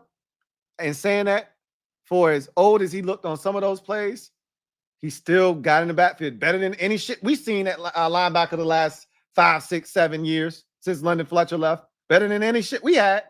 When the last time you saw a middle linebacker have 2 tackles for loss on back-to-back plays? Like, I get it. He looked old. I already told you, don't expect all-pro, Pro Bowl Bobby Wagner. He's still better than any shit that we put out on the field the last 7, 8 years. And by a wide margin. But this was a game. This was his game 1, no preseason. AE looked nice out there. Backfield, yeah, Austin Eckler looked really good. Like, he need more touches, bouncing off of dudes. He looked real spry. I like his role in this offense. He's going to be good for us this year. And nice change of pace out of the backfield. Tackling was horrible. That's putting it mildly. The tackling was atrocious today. Just absolutely ridiculous. Ryan E., thank you for the super chat. Greatly appreciate you. Thank you for being a member of the MOBB who writes. 64 was Sheldon Day, not Potato. Yeah, I corrected myself when I looked at the stats for the tackles for loss. But thank you for correcting me and catching that. JD5 needs to practice the running back flat pass. Cliff needs to get him comfortable next week using the slant. I thought, and you know, I don't know why other teams can perform slants and we can't, or why we don't call them. Why Terry can't run a slant? Terry can't catch a slant? The fact that this man doesn't, Terry caught a slant in his rookie season against the Eagles and marked for 64 yards. And it's like they said, you know what? Let's put that away in our back pocket and never, ever use it again after that happened. I don't get it. I don't get it. Dream Team Buddha, thank you for the super chat. Greatly appreciate you. Thank you for being a member of the MOBB. Dream Team Buddha writes, man, the whole secondary looked bad, not just 13, shaking my head. Yeah, it was a collective effort. Everybody got a little taste, except for probably Noah Igbenogany. Even, you know, on one run, he went inside, but he had man coverage responsibilities, right? I thought he would look really good today. I thought Quan Martin tackled well, right? But I'm pretty sure everybody got a little taste. Let me take this time out real quick to shout out BetUS. You're looking for a new book this football season? BetUS is the answer. Fastest payouts in the industry. Get 10% back on your net losses twice a year. Again, how many in the industry is doing that, right? And then BetUS has upped the ante for my viewers. 150% sign-up bonus for up to $2,000 on your first 3 deposits when you use the promo code YouTube150. Go to betus.com, use the promo code YouTube150 to get you $150 off of your first $2,000 on your first 3 deposits made. Look, I gave you some prop bets, and there was some easy money there. Easy money. BetUS is trying to bless you. Go get it. Stop playing and go get that money. All right? Dream Team Buddha. Been a member for 23 months, almost at that 2-year Annie. Writes, overall, I'm not mad. I just want to see how we grow. That's a part of the process. All right? They're going to be, and look, this is not the last time we're going to get one of these where we walk away and say, damn, that was rough. This ain't the last time. But I'm telling you, it's going to be some games where we walk away and we be like, yo, that shit was fun as hell. Hey, I'm telling you, we got some shit here. I'm telling you, and we're going to get better, right? We starting at ground level. You know what would have been worse is if we came out of the gate swinging like we did last year. Well, you know, week 1 wasn't great, but week 2, we were through the moon, right? We was over the moon, rather, after week 2. And then what happened after that? So, again, we're starting down, and we're going to work our way up. And you're going to see the growth, and you're going to respect it more because we're starting at the ground level. And you're going to respect it more when you see the growth week after week after week. And they stacking good weeks on top of each other. You say, you know what? I see the makers here. If we get one of these, and we get 2 of these, and we get 1 of these, we might be a problem next year. And that's what you should be. It shouldn't be, hey, we need a bunch of these. We need 5 of them. We need 2 of those. We need 1 of them, 1 of them, 1 of them, and 1 of them. If we saying that at the end of the season, we ain't do shit. And we're not going to be saying that. We're going to be like, yo, if we get 2 of them, 1 of those, a kicker, and 1 of those, maybe 2 of those, yo, we could be in the playoffs next year. The growth is real, and that's what we need to be looking for.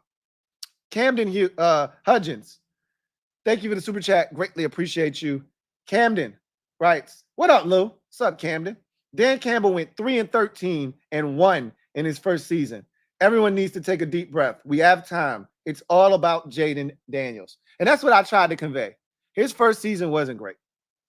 His second season, they started 1-6. That 1 win, you remember who that 1 win was against, right? That's right, us. And then they finished up that season 9-8, getting hot, right? So, again, patience is a virtue. Understand it and live by it. You can't just say it. You got to live by it as a fan. And I told y'all, I ran that video back for y'all about PMP, right? Preaching patience and perseverance. This is one of those weeks where you need both as a fan. And it won't be the last time this season. Door Gunner, thank you for the super chat. Greatly appreciate you. Thank you for being a member of the MOBB. My guy, Door Gunner, writes, had fun at the game. DQ didn't call me to kick. He could have. He could have. You might have done a better job than damn Cade York. Run defense was good until late. I agree. They had some big pops late, but I think they got worn down. Like they hadn't played that many snaps and it was hot, and I just don't think they were prepared. Right? You know, as the season wears on, I think the run defense is gonna be just fine. Each corner got cooked for TDs. Where was the quick passes? I asked the same question. Where was the quick game? We saw it in the Miami game. We saw it against the Jets. Not so much the Jets game as much as the Dolphins game. Where was it at? I'm just as baffled as the next man. Good to hear that from somebody that was there. Rah. Thank you for the super chat. Greatly appreciate you. Rah writes, what up, Lou? What's up, Rah? Defense gave up more cheeks than a D-list celebrity at a Diddy party. This was a Minuski featuring Del Rio joint. Oh, this was a Minuski and Del Rio flick? Oh, no. OKG 2000. Thank you for the super chat. Greatly appreciate you. Who writes, fan base fell for the Brown offseason hype again. It was one game, and maybe, next week, Brown gets 7 targets and has 6 catches for 123 yards and 2 touchdowns. The likelihood is that doesn't happen. And look, he put out the hype video. I ain't gonna lie, I was excited for him, but not because of the hype video. I was excited because I watched this man make plays in the preseason, and I just thought it was going to carry over. And to see him not even be in any part of the game plan is just mind-boggling. Mind-boggling, to say the least. Tony, thank you for the super chat. Greatly appreciate you. Tony writes, there did not even seem to be a cohesive offensive game plan today, not to mention the defense. I sent this as a super chat, but it was not discussed. I think I read your super chat. I think you were one of the ones that my guy, Kevin the PRF sent. Were you? No, you weren't one of those. So I said earlier, and it wasn't that long ago, maybe 20 minutes ago, I said that the offense didn't feel cohesive at all. The game plan didn't feel cohesive. It felt like Cliff was just calling a series of plays. Nothing felt like they were stringing things together. Or I did like the tempo. We went tempo a couple of times, including that touchdown drive where he dumped it down to Robinson. He broke a couple tackles, got down to the 1. And then they went tempo, got up there and ran read option, and Jayden kept it and got in the end zone. I loved it. We ran tempo a little bit. That was something we saw in the preseason, and we saw that in the game. So that was nice. Haven't seen tempo in a while here and watched it, but it didn't feel like a cohesive game plan. So I agree with you, Tony, a ton. Defensively, I saw what they were trying to do. They just didn't execute. They were aggressive in attacking the line of scrimmage. They did it in the run game. They got after Baker Mayfield, especially early. We just couldn't get him on the ground because they knew that they had to get to Baker or else the secondary was going to be mincemeat. And we saw what happened. Red Wing 01. Thank you for the super chat. Greatly appreciate you. Thank you for being a member of the MOBB, who writes, not going to lie, I don't like seeing Eckler back there on kick returns. Not that he can't do it, but I'd rather save him completely for the offense. But he's the kick returner without Pringle. Thought John Baptiste looked fine. He was out there way too early for me, but he almost got to Baker on a play, that hustle play, and Baker still got it off and got a nice completion and a solid gain there. But I don't like Eckler. I just don't think he's a natural return man, right? I just don't like him back there. Not because I'm saving him for offense. I don't give a shit. He's not out there enough for me to be saving him. I just don't think he's good at it. I know they try to make it seem like this kickoff is a running play. Bullshit. It's not a running play. Put a guy back there that has kickoff return experience and let him go. Eckler ain't used to slamming himself, running at that rate of speed, slamming into nobody. On the one kickoff I saw him, he was back there kind of pussyfooting, trying to figure out, like, that ain't what this is supposed to be about.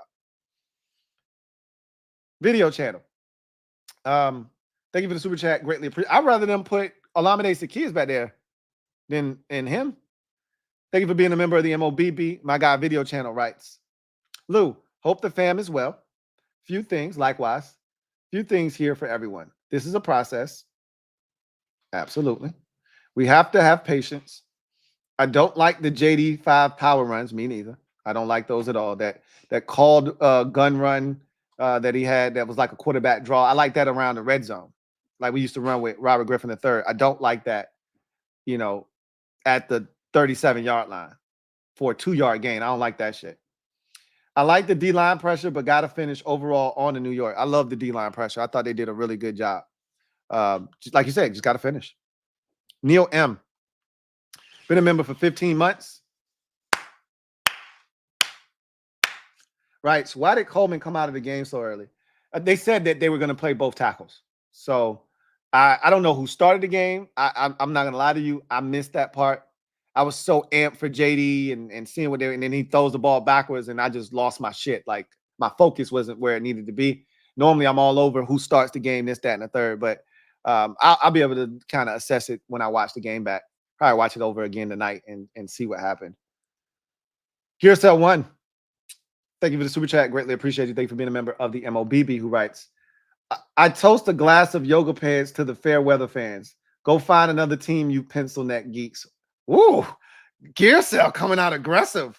He's not for the shits tonight. No jokes, no games. Hey, Gearcell's like, hey, if you ain't a part of the process, then you're a part of the problem. Get the hell out of here. Okay, strong words from Gearcell 1. I think I like it. Lang Hughes, thank you for the super chat. Greatly appreciate you. Lang Hughes writes, JD, the only rookie quarterback who didn't look lost today. Yeah, but he also is the only one with wheels. Wheels can bail you out of a lot of shit. And when he wasn't short, when Bo Nix isn't short, Bo can run, but he ain't Jayden Daniels. Caleb can move. He ain't Jayden Daniels. It hit different when you don't like what you see and you can't get away. Jayden didn't like what he saw, and he got the athleticism to get away. So it's a little different for him. Just Andre, been a member for 31 months. Really appreciate you, who writes, these cornerbacks made the defense worse than they are. Yeah, because if you don't get pressure, you're not going to get many stops if the cornerbacks don't play better. So if they really made the defense look worse than what it really truly is, right? And if they don't improve, then it's going to look like this all season long, right? Tony P56, thank you for the super chat. Greatly appreciate you. Who writes, fire everybody. He kids, okay? He kids. Icy Wayne, thank you for the super chat. Greatly appreciate you. Double up. Thank you for doubling up. Icy Wayne writes, you're right. The 8 yards off reminds me of the Seahawks game last year. Exactly. Late in that game, we needed to stop.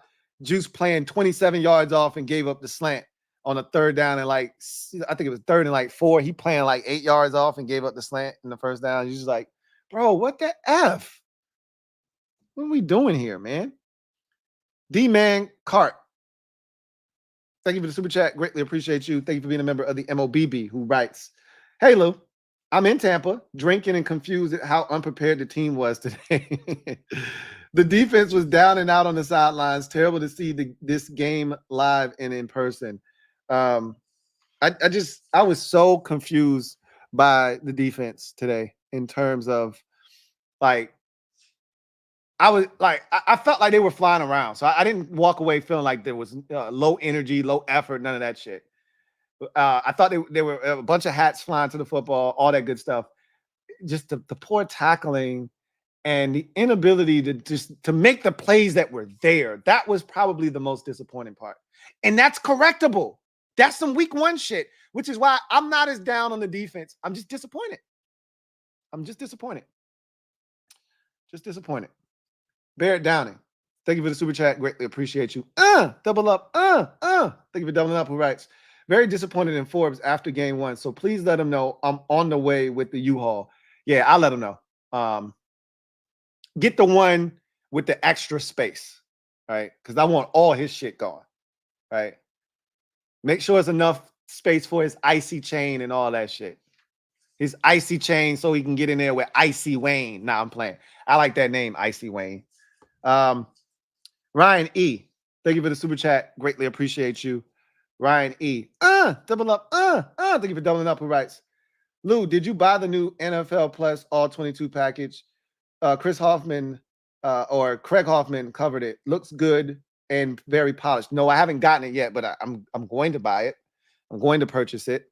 I hope it was so bad last year. Almost made me want to put my money back in my pocket. So I hope it looks a lot better because last year was trash. Metaphor, thank you for the super chat. Greatly appreciate you. Thank you for being a member of the MOBB. My guy Metaphor writes, JD's role planned to me. Slide your down at start. I don't know what the hell that comment was saying. JD's role planned to me. Slide your down at start.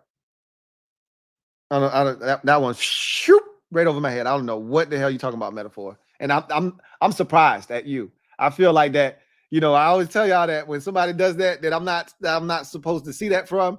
Substitute teacher comes in and one of the best students acts up and the teacher gets a bad report on a student that they ain't used to hearing acting up. I'm surprised at you, Metaphor. What the hell was that about? CJ Shoots Photo. Thank you for the super chat. Greatly appreciate you. Thank you for being a member of the MOBB. CJ Shoots Photo writes, I want to see more from punt return team. Hell. Oh, yeah? Oh, okay. I think I get what you tried to say. I'm about to say, oh, yeah?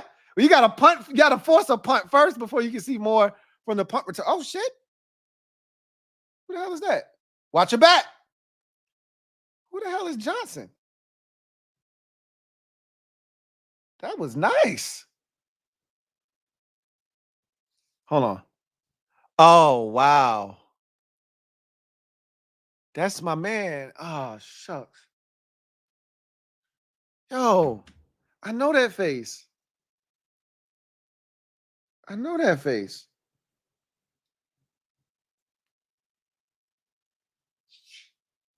Tyler Johnson of the Bucs. Wow.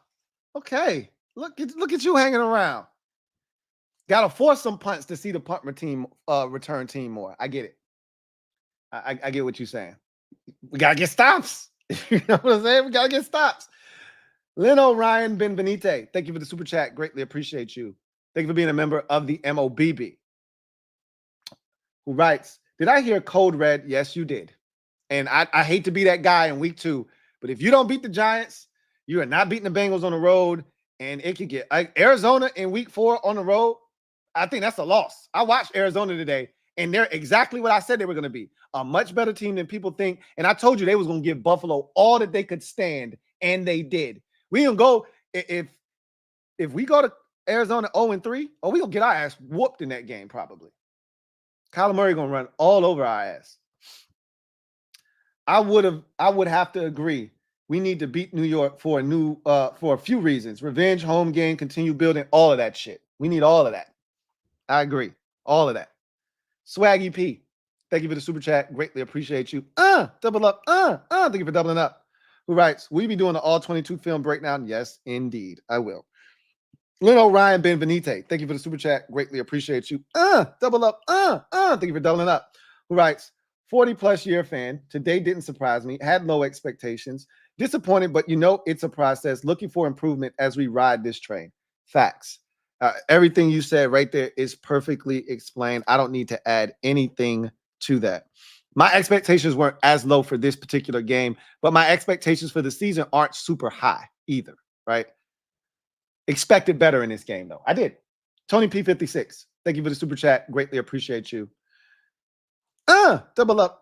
Thank you for doubling up. Who writes, we need to feed Terry like a number 1 wide receiver and hit McCaffrey on quick routes from the slot like the snow bunny receiver he is. Don't do my man like that. He says, what cornerbacks are available in free agency? None. Not a single one. And ain't nothing out there on them streets that's going to upgrade this roster at this point. You are what you are at this point. DJ, thank you for the super chat. Greatly appreciate you. Thank you for being a member of the MOBB. Who writes, 18 to 20 rushes for B-Rob and 10 or less for JD. Happy birthday to my wife, Sheeta. Happy birthday to Sheeta out there. Happy birthday. Happy born day. I need JD to not have over 15 rushes for the next 4 to 5 weeks. He's going to do it again at some point. And I think as we get deeper into the season, we'll see the number of rushes come down. Maybe as he's unsure early, you're going to see the rush total go up. As he gets more confident in what he's seeing and getting rid of the football, you're going to see the rush total come down. So there's a chance he could have 15 rushes next week, against the Giants. But I hope to see that number come down exponentially. Once again, shout out and happy born day to your wife, Sheeta. Just Andre, thank you for the super chat. Greatly appreciate you. Thank you for being a member of the MOBB. Just Andre, right? St. Juice is as bad as Forbes. Nah, I can't go for that. I can't go for that. No can do. Have to catch that pick. I agree. Should be benched. These corners are going to hold the defense back. You can't take that next step as a defense until the corner situation is resolved. I agree with that as well. Can't get better as much as we want them to be better. They can't be but so good unless the cornerbacks improve significantly.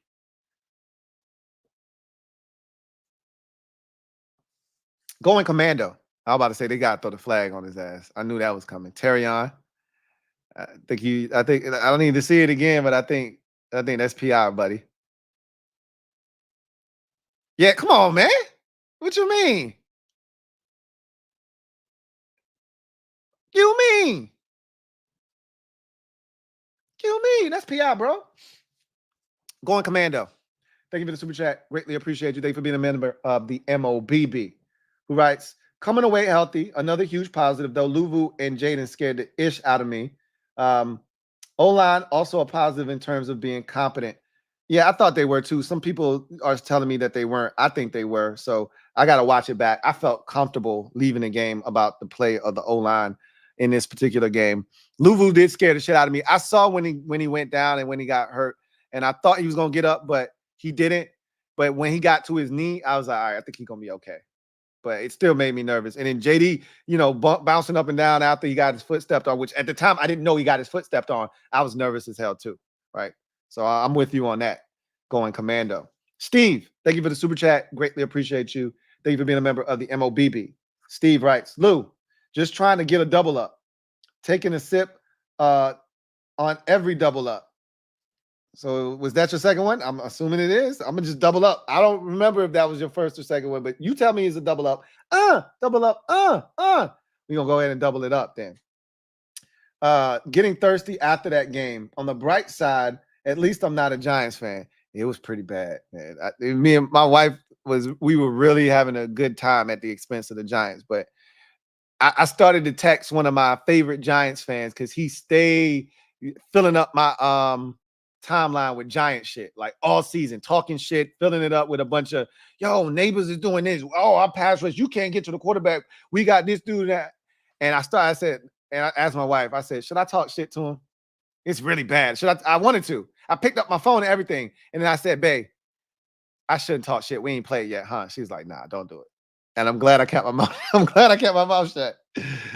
Glad I kept my mouth shut. Tony P56, thank you for the super chat. Greatly appreciate you. My guy Tony P writes, can you explain how we get cooked running a 3-3-5 base defense? It ain't all Forbes' fault. Assessment of the safeties. I mean, you gotta think about it. Like the Bucs, outside of the 2 pass interferences or the 1 pass interference down the middle of the field, the two busted assignments up the right sideline, they really didn't take many shots down the field. It was a lot of quick game, and we didn't have the answers for it because we were playing too far off and we were getting beat. That's really what it boiled down to. Is like, for as good as Baker was in this game, and he was really good, he didn't go for over 300 because he wasn't taking a lot of shots down the field. It was a lot of underneath stuff, and we didn't tackle well.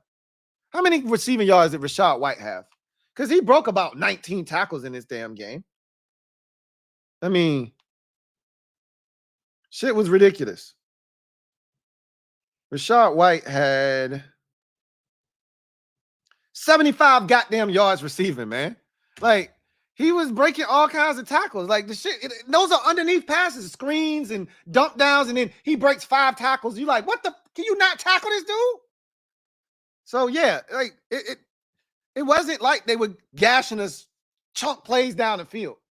That's why I'm confident they can clean a lot of this shit up. The safeties weren't the issue. Like, Jeremy Chin wasn't great in this game by any stretch of the imagination, but he made tackles. There were at least 3 times where I said, hey, good tackle, Jeremy. You know? So Quan was all over the field. We're going to be fine. Again, if the corners can give us something. Just Andre, thank you for the super chat. Greatly appreciate you. Thank you for being a member of the MOBB. My guy, Just Andre. Double up. Thank you for doubling up. Who writes, you done with Forbes? Fair to call up. I'm done with him. You can call him whatever you want. I'm not stopping anybody from. I'm not gonna use the B word. I'm just done with him. I'm leaving this shit alone. I ain't got no words for him. That's a Rivera pick. I'm done. I ain't got shit for him. I'm gonna just leave it alone. Metaphor, thank you for the super chat. Greatly appreciate it. Appreciate you. My guy Metaphor writes, JD wants to roll to get down. Okay, that's what you were trying to say. Down at the start of slide. I'd much rather the roll if you can't slide than to try to slide and mess your knee up. I've seen dudes that can't slide, try to slide, and it's not pretty. So if that's what you're comfortable doing, do that. But I specifically said in the offseason that we needed to make a concerted effort to teach him how to slide because clearly he doesn't know how to slide. And that was apparent.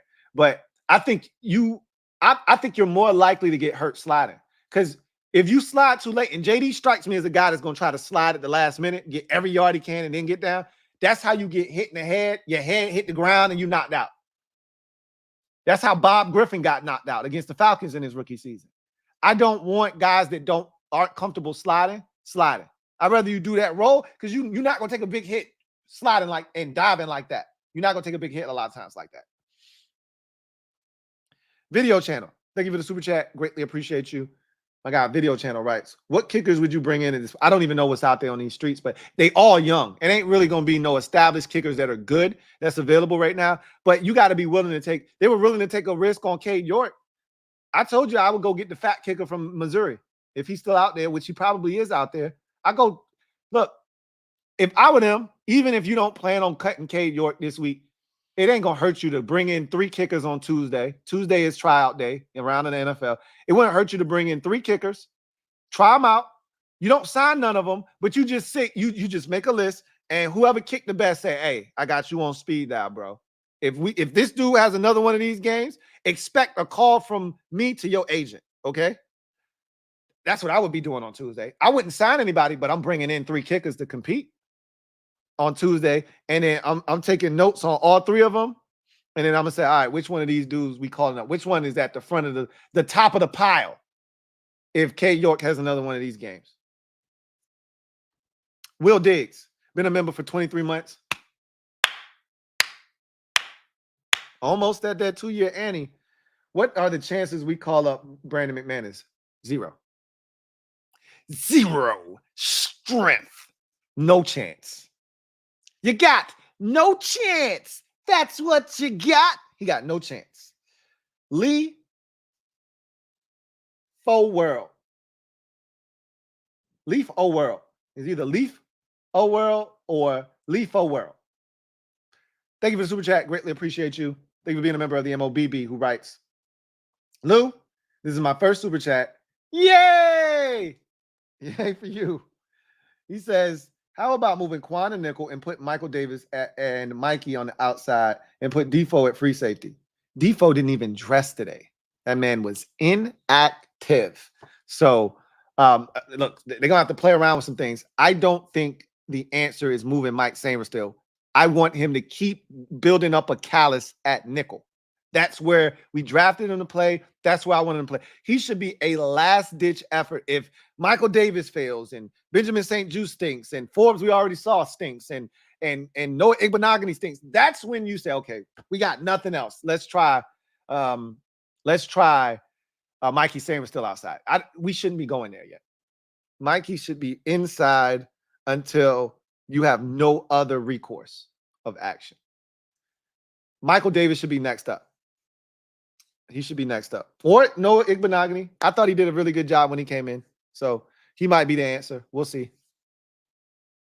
But I'm not trying to move Quan to nickel either. Leave Quan right where he is at free safety. Tony P56. Thank you for the super chat. Greatly appreciate you. My guy, Tony P56 writes, get the slip and slide out for JD5. Quadruple up.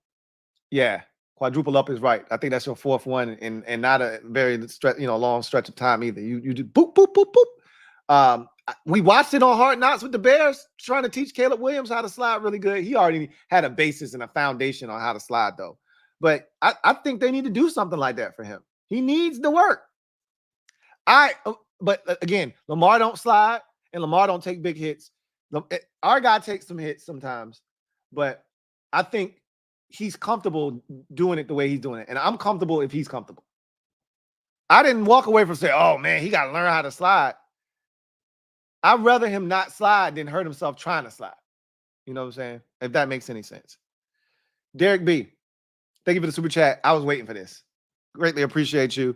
Thank you for being a member of the MOBB who writes, D is trash. Better O's are coming. DJ will be reborn. I hope you're wrong about that. The defense isn't trash. It was today. But I saw some things that I feel like can transfer over and turn into things that we can hang our hat on moving forward.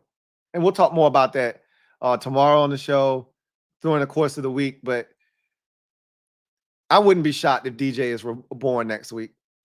Look at Jared Goff with the wheels. I wouldn't be surprised if he's reborn. And I wouldn't be shocked. But I can't tell you that it feels different because it is different and then let the Giants come in here and Daniel Jones get off on us. So I need this shit to actually be different next week. First home game.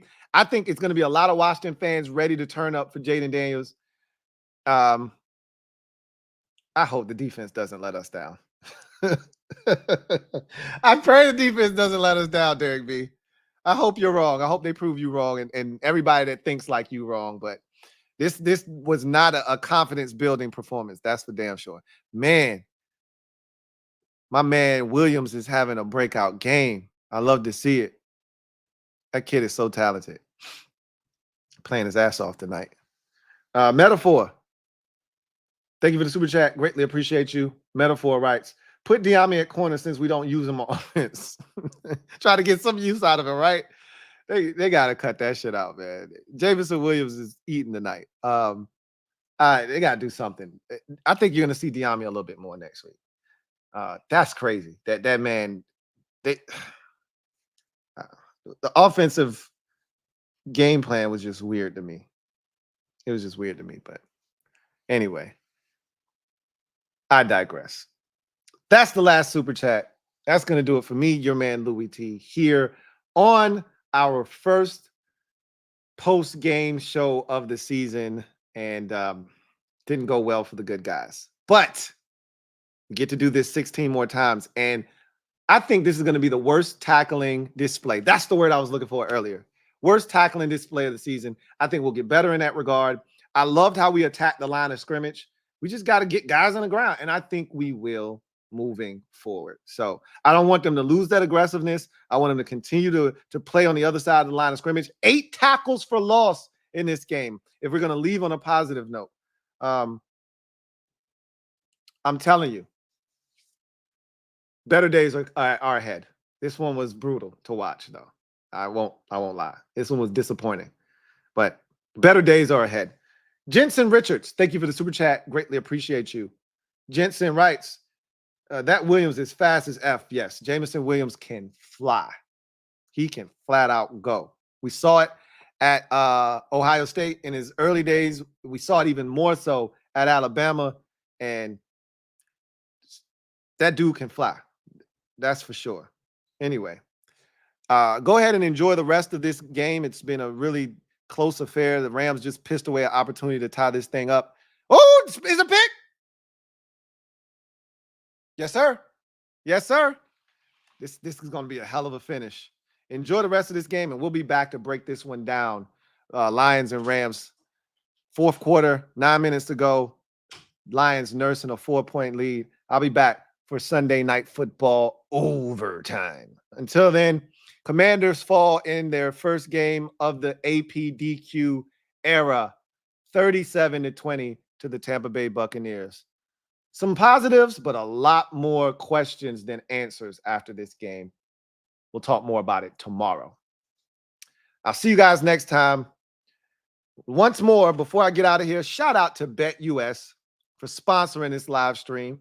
Once again, if you'd like to sign up for BetUS, go to betus.com and use the promo code YouTube150.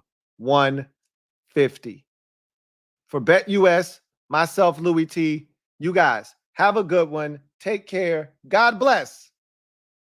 Good night.